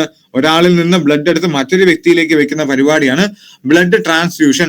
അത് കണ്ടുപിടിച്ചത് ആരാണ്? James Blundell. ആരാണ് കണ്ടുപിടിച്ചത്? ജെയിംസ് ബ്ലണ്ടൽ ആണല്ലേ. ആരാണ് കണ്ടുപിടിച്ചത് എന്ന് ചോദിച്ചാൽ അത് ആരാണ് കണ്ടുപിടിച്ചത്? ജെയിംസ് ബ്ലണ്ടൽ അല്ലെ. ആരാ കണ്ടുപിടിച്ചത്? James Blundell. ഇനി ശുദ്ധരക്തക്കുഴലുകൾ അഥവാ ആർട്ടറിയിൽ മരുന്ന് കുത്തിയതിനു ശേഷം എടുക്കുന്ന എക്സ്റേയുടെ പേരാണ് എന്ത്? ആൻജിയോഗ്രാം. മരുന്ന് കുത്തിയതിനു ശേഷം എടുക്കുന്ന ആ ഒരു എക്സ്റേയുടെ പേരാണ് ആൻജിയോഗ്രാം. അടുത്ത് നമ്മൾ പറഞ്ഞു എന്താണ്? ബ്ലഡ്. നമ്മുടെ രക്തപരിശോധന ലാബുകളിൽ രക്തം കട്ടയാകാതിരിക്കാൻ സൂക്ഷിക്കുന്ന രാസവസ്തു EDTA, എത്തിലീൻ ഡൈ അമീൻ ടെട്രാ അസറ്റിക് ആസിഡ്. അടുത്തത് രക്തത്തിലെ പ്രധാന ഘടകങ്ങൾ നമ്മൾ പറഞ്ഞു അല്ലെ. ഏതാണ്? പ്ലാസ്മയും രക്തകോശം. രക്തത്തിലെ പ്രധാന ഘടകങ്ങൾ ജലം, പ്ലാസ്മ, രക്തകോശം. രക്തത്തിലെ പ്രധാന ഘടകം ജലം, പ്ലാസ്മ, രക്തകോശം. രക്തത്തെക്കുറിച്ചുള്ള പഠനം ഏതാണ്? ഹെമറ്റോളജി. ഇനി വളരെ വളരെ ഇമ്പോർട്ടന്റ് ആയിട്ടുള്ള ഐറ്റമാണ് ഏത്? രക്തം കട്ടപിടിക്കാൻ ആവശ്യമായ ഘടകം. അത് രക്തകോശം. രക്തം കട്ടപിടിക്കാൻ ആവശ്യമായ രക്തകോശം ഏതെന്ന് ചോദിച്ചാൽ പ്ലേറ്റ്ലെറ്റ്. രക്തം കട്ടപിടിക്കാൻ ആവശ്യമായ രക്തകോശം പ്ലേറ്റ്ലെറ്റ്. രക്തം കട്ടപിടിക്കാൻ ആവശ്യമായ പ്രോട്ടീൻ ഏതെന്ന് ചോദിച്ചാൽ അതേതാണ്? ഫൈബ്രിനോജിൻ. രക്തം കട്ടപിടിക്കാൻ ആവശ്യമായ പ്രോട്ടീൻ ഏത്? ഫൈബ്രിനോജിൻ. അടുത്ത കട്ടപിടിക്കാൻ ആവശ്യമായ വൈറ്റമിൻ ഏത്? ഫിലോക്കിനോൺ അല്ലെങ്കിൽ വൈറ്റമിൻ കെ. ഇനി രക്തം കട്ടപിടിക്കാൻ ആവശ്യമായ എൻസൈം ഏത്? അത് ഇമ്പോർട്ടന്റ് ആണ്. Enzyme thrombokinase. രക്തം കട്ടപിടിക്കാനായിട്ടുള്ള എൻസൈം ത്രോംബോകൈനേസ്. അടുത്ത് രക്തം കട്ടപിടിക്കാൻ ആവശ്യമായ മെറ്റൽ അല്ലെങ്കിൽ ധാതു. രക്തം കട്ടപിടിക്കാൻ ആവശ്യമായ മെറ്റൽ അല്ലെങ്കിൽ ധാതു ഏതെന്ന് ചോദിച്ചാൽ അത് കാൽസ്യമാണ്. രക്തം കട്ടപിടിക്കാൻ ആവശ്യമായ മെറ്റൽ അല്ലെങ്കിൽ ധാതു ഏതെന്ന് ചോദിച്ചാൽ അത് എന്താണ്? കാൽസ്യമാണ്. ഓക്കെ, അടുത്തത് ഹൈപ്പർ ടെൻഷൻ പറഞ്ഞു, ഹൈപ്പോ ടെൻഷൻ പറഞ്ഞു. ഇനി ഹൈപ്പർ ടെൻഷനും ഹൈപ്പോ ടെൻഷനും കാരണം ഉണ്ടാകുന്ന അവസ്ഥയാണ് ഏത്? ഹൃദയാഘാതവും പക്ഷാഘാതവും. മനസ്സിലല്ലേ? ഹൈപ്പർ ടെൻഷനും ഹൈപ്പോ ടെൻഷനും ഒന്നിച്ചു വരുമ്പോഴാണ് എന്ത്? പക്ഷാഘാതവും ഹൃദയാഘാതവും ഉൾപ്പെടെ ഉണ്ടാകുന്നത്. അത് ശ്രദ്ധിക്കേണ്ട ഒരു ഐറ്റമാണ്. ഇനി ഹൃദയത്തിന്റെ സങ്കോച വികാസം, ഹൃദയത്തിന്റെ കോൺട്രാക്ഷൻ ആൻഡ് റിലാക്സേഷൻ കാരണം ഫലമായി ഉണ്ടാകുന്ന തരംഗ ചലനം ധമനി അല്ലെങ്കിൽ ആർട്ടറിയുടെ ഭിത്തിയിൽ ഉടനീളം അനുഭവപ്പെടുന്ന പ്രഷറാണ് പൾസ്. മനസ്സിലായില്ലേ? ഹൃദയത്തിന്റെ സങ്കോച വികാസങ്ങളുടെ ഫലമായി ഉണ്ടാകുന്ന തരംഗ ചലനം നമ്മുടെ ആർട്ടറിയിൽ ഉണ്ടാക്കുന്ന പ്രഷറാണ് പൾസ്. ദെൻ പൾസിന്റെ നിരക്ക് എന്ന് പറയുന്നത് ഹൃദയമിടിപ്പിന്റെ നിരക്കിന് തുല്യമായിരിക്കും. പൾസ് നിരക്ക് ഹൃദയമിടിപ്പിന്റെ റേറ്റിന് തുല്യമായിരിക്കും. വൈദ്യുത സ്പന്ദനങ്ങൾ അനുസരിച്ച് ഒരുപോലെ സ്പന്ദിക്കാൻ ഹൃദയത്തെ സഹായിക്കുന്നതാണ് മയോകാർഡിയൽ പേശി. വലിയ ഇമ്പോർട്ടൻസ് ഇല്ല. അടുത്തത് ഇത് രണ്ട് ചെറിയൊരു പോയിന്റ് ആണ്, വേറെ ഒന്നുമില്ല, ചെറിയൊരു പോയിന്റ് ആണ്. നമ്മൾ നേരത്തെ പറഞ്ഞു പ്രോട്ടീൻസ് എന്ന് പറഞ്ഞാൽ എന്താണ്? അമിനോ ആസിഡുകളാണെന്ന് പറഞ്ഞു. പ്രോട്ടീൻസ് എന്ന് പറഞ്ഞാൽ എന്താണ്? അമിനോ ആസിഡുകളാണെന്ന് പറഞ്ഞു. അപ്പോ ഈ പ്രോട്ടീൻ ഡിറ്റക്ട് ചെയ്യാൻ ഉപയോഗിക്കുന്ന ടെസ്റ്റ് ആണ് നൈട്രിക് ആസിഡ് ടെസ്റ്റ്. മനസ്സിലായില്ലേ? പ്രോട്ടീൻസ് എന്ന് പറഞ്ഞാൽ അമിനോ ആസിഡ് കണ്ടന്റ് ആണ്. അപ്പൊ അമിനോ ആസിഡുകൾ ഉണ്ടാക്കിയിരിക്കുന്നത് നൈട്രജൻ കൊണ്ടാണ്. അമിനോ ആസിഡുകൾ ഉണ്ടാക്കിയിരിക്കുന്നത് നൈട്രജൻ കൊണ്ടാണ്. അപ്പോ നൈട്രജൻ കൊണ്ടുണ്ടാക്കിയിരിക്കുന്ന അമിനോ ആസിഡുകൾ, ആ അമിനോ ആസിഡുകളാണ് എന്ത്? പ്രോട്ടീൻ. അപ്പൊ പ്രോട്ടീൻ ഡിറ്റർമിൻ ചെയ്യുന്ന ടെസ്റ്റ് ആണ് നൈട്രിക് ആസിഡ് ടെസ്റ്റ്. അത്രേ ഉള്ളൂ. അതൊരു സിമ്പിൾ കാര്യമാണ്. ഇനി അടുത്ത പോയിന്റ് കൂടെ പറയാം. അടുത്ത നമ്മുടെ ഷുഗർ അല്ലെ, നമ്മുടെ എന്താണ് നമ്മുടെ ശരീരത്തിൽ ഷുഗർ ഡിറ്റക്ട് ചെയ്യാൻ ഉപയോഗിക്കുന്ന ടെസ്റ്റ് ആണ് ബെനഡിക് സൊല്യൂഷൻ ടെസ്റ്റ് അല്ലെ, ബെനഡിക് ടെസ്റ്റ്. നമ്മളെ ഷുഗർ ഡിറ്റക്ട് ചെയ്യാൻ ഉപയോഗിക്കുന്ന ടെസ്റ്റ് ആണ് ബെനഡിക് ടെസ്റ്റ്. അത്രേ ഉള്ളൂ. ഷുഗർ ഡിറ്റക്ട് ചെയ്യാൻ ഉപയോഗിക്കുന്ന ടെസ്റ്റ് ആണ് ഏതൊരു ബെനഡിക് ടെസ്റ്റ് അല്ലെ. അപ്പൊ നമ്മൾ ഇന്നത്തെ സംഭവം ഫിനിഷ് ചെയ്ത്, നിങ്ങൾക്ക് എന്തെങ്കിലും ഡൗട്ട് ഉണ്ടോ? ഇന്നത്തെ പോയിന്റിൽ എന്തെങ്കിലും ഡൗട്ട് ഉണ്ടോ? പറയാമോ? പറയടേ എന്തെങ്കിലും ഡൗട്ട് ഉണ്ടോ അവിടെ? ഓക്കെ ആണെങ്കിൽ നമുക്ക് ഒരു 5 മിനിറ്റ് കൂടെ എന്ത് ചെയ്യുക? തരിക. ഓക്കെ, 5 മിനിറ്റ് കൂടെ തരിക. ഓക്കെ, ഒരു 5 മിനിറ്റ് ഇതുകൂടെ.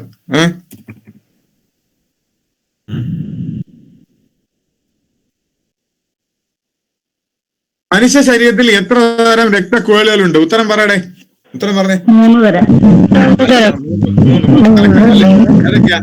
ഏതൊക്കെയാ? ആർട്ടറി, വെസല്, ലോമികൾ. അടുത്ത് ഇതേതാ? ഇത് ചോദ്യം ശ്രദ്ധിച്ച് വായിക്കുക. തെറ്റേത്? ചോദ്യം ശ്രദ്ധിച്ച് വായിക്കുക, എന്നിട്ട് ഉത്തരം പറയാമോ? പറഞ്ഞേ.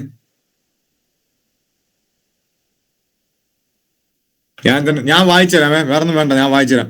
സിസ്റ്റോളിക് പ്രഷർ എന്ന് ടൈപ്പ് ചെയ്തതാ, പക്ഷെ അത് ഓട്ടോ കറക്റ്റ് ആയി സിസ്റ്റോ ലൈസൻസ് പ്രഷർ ആയിപ്പോയി. വേറൊന്നും വിചാരിച്ചോളല്ലേ. ഹൃദയത്തിന്റെ മുകൾ ഭാഗത്തെ അറ ആട്രിയം നമ്മൾ പഠിച്ചു. ഹൃദയത്തിന്റെ മുകൾ ഭാഗത്തെ അറ ആട്രിയം ശരിയാണ്. സിസ്റ്റോളിക് പ്രഷർ, സിസ്റ്ററെ 120 കടം തരൂ. അപ്പൊ systolic pressure 120 millimetre per mercury. Tachycardia, heart beat above 100 ആണ് ടാക്കി കാർഡിയ.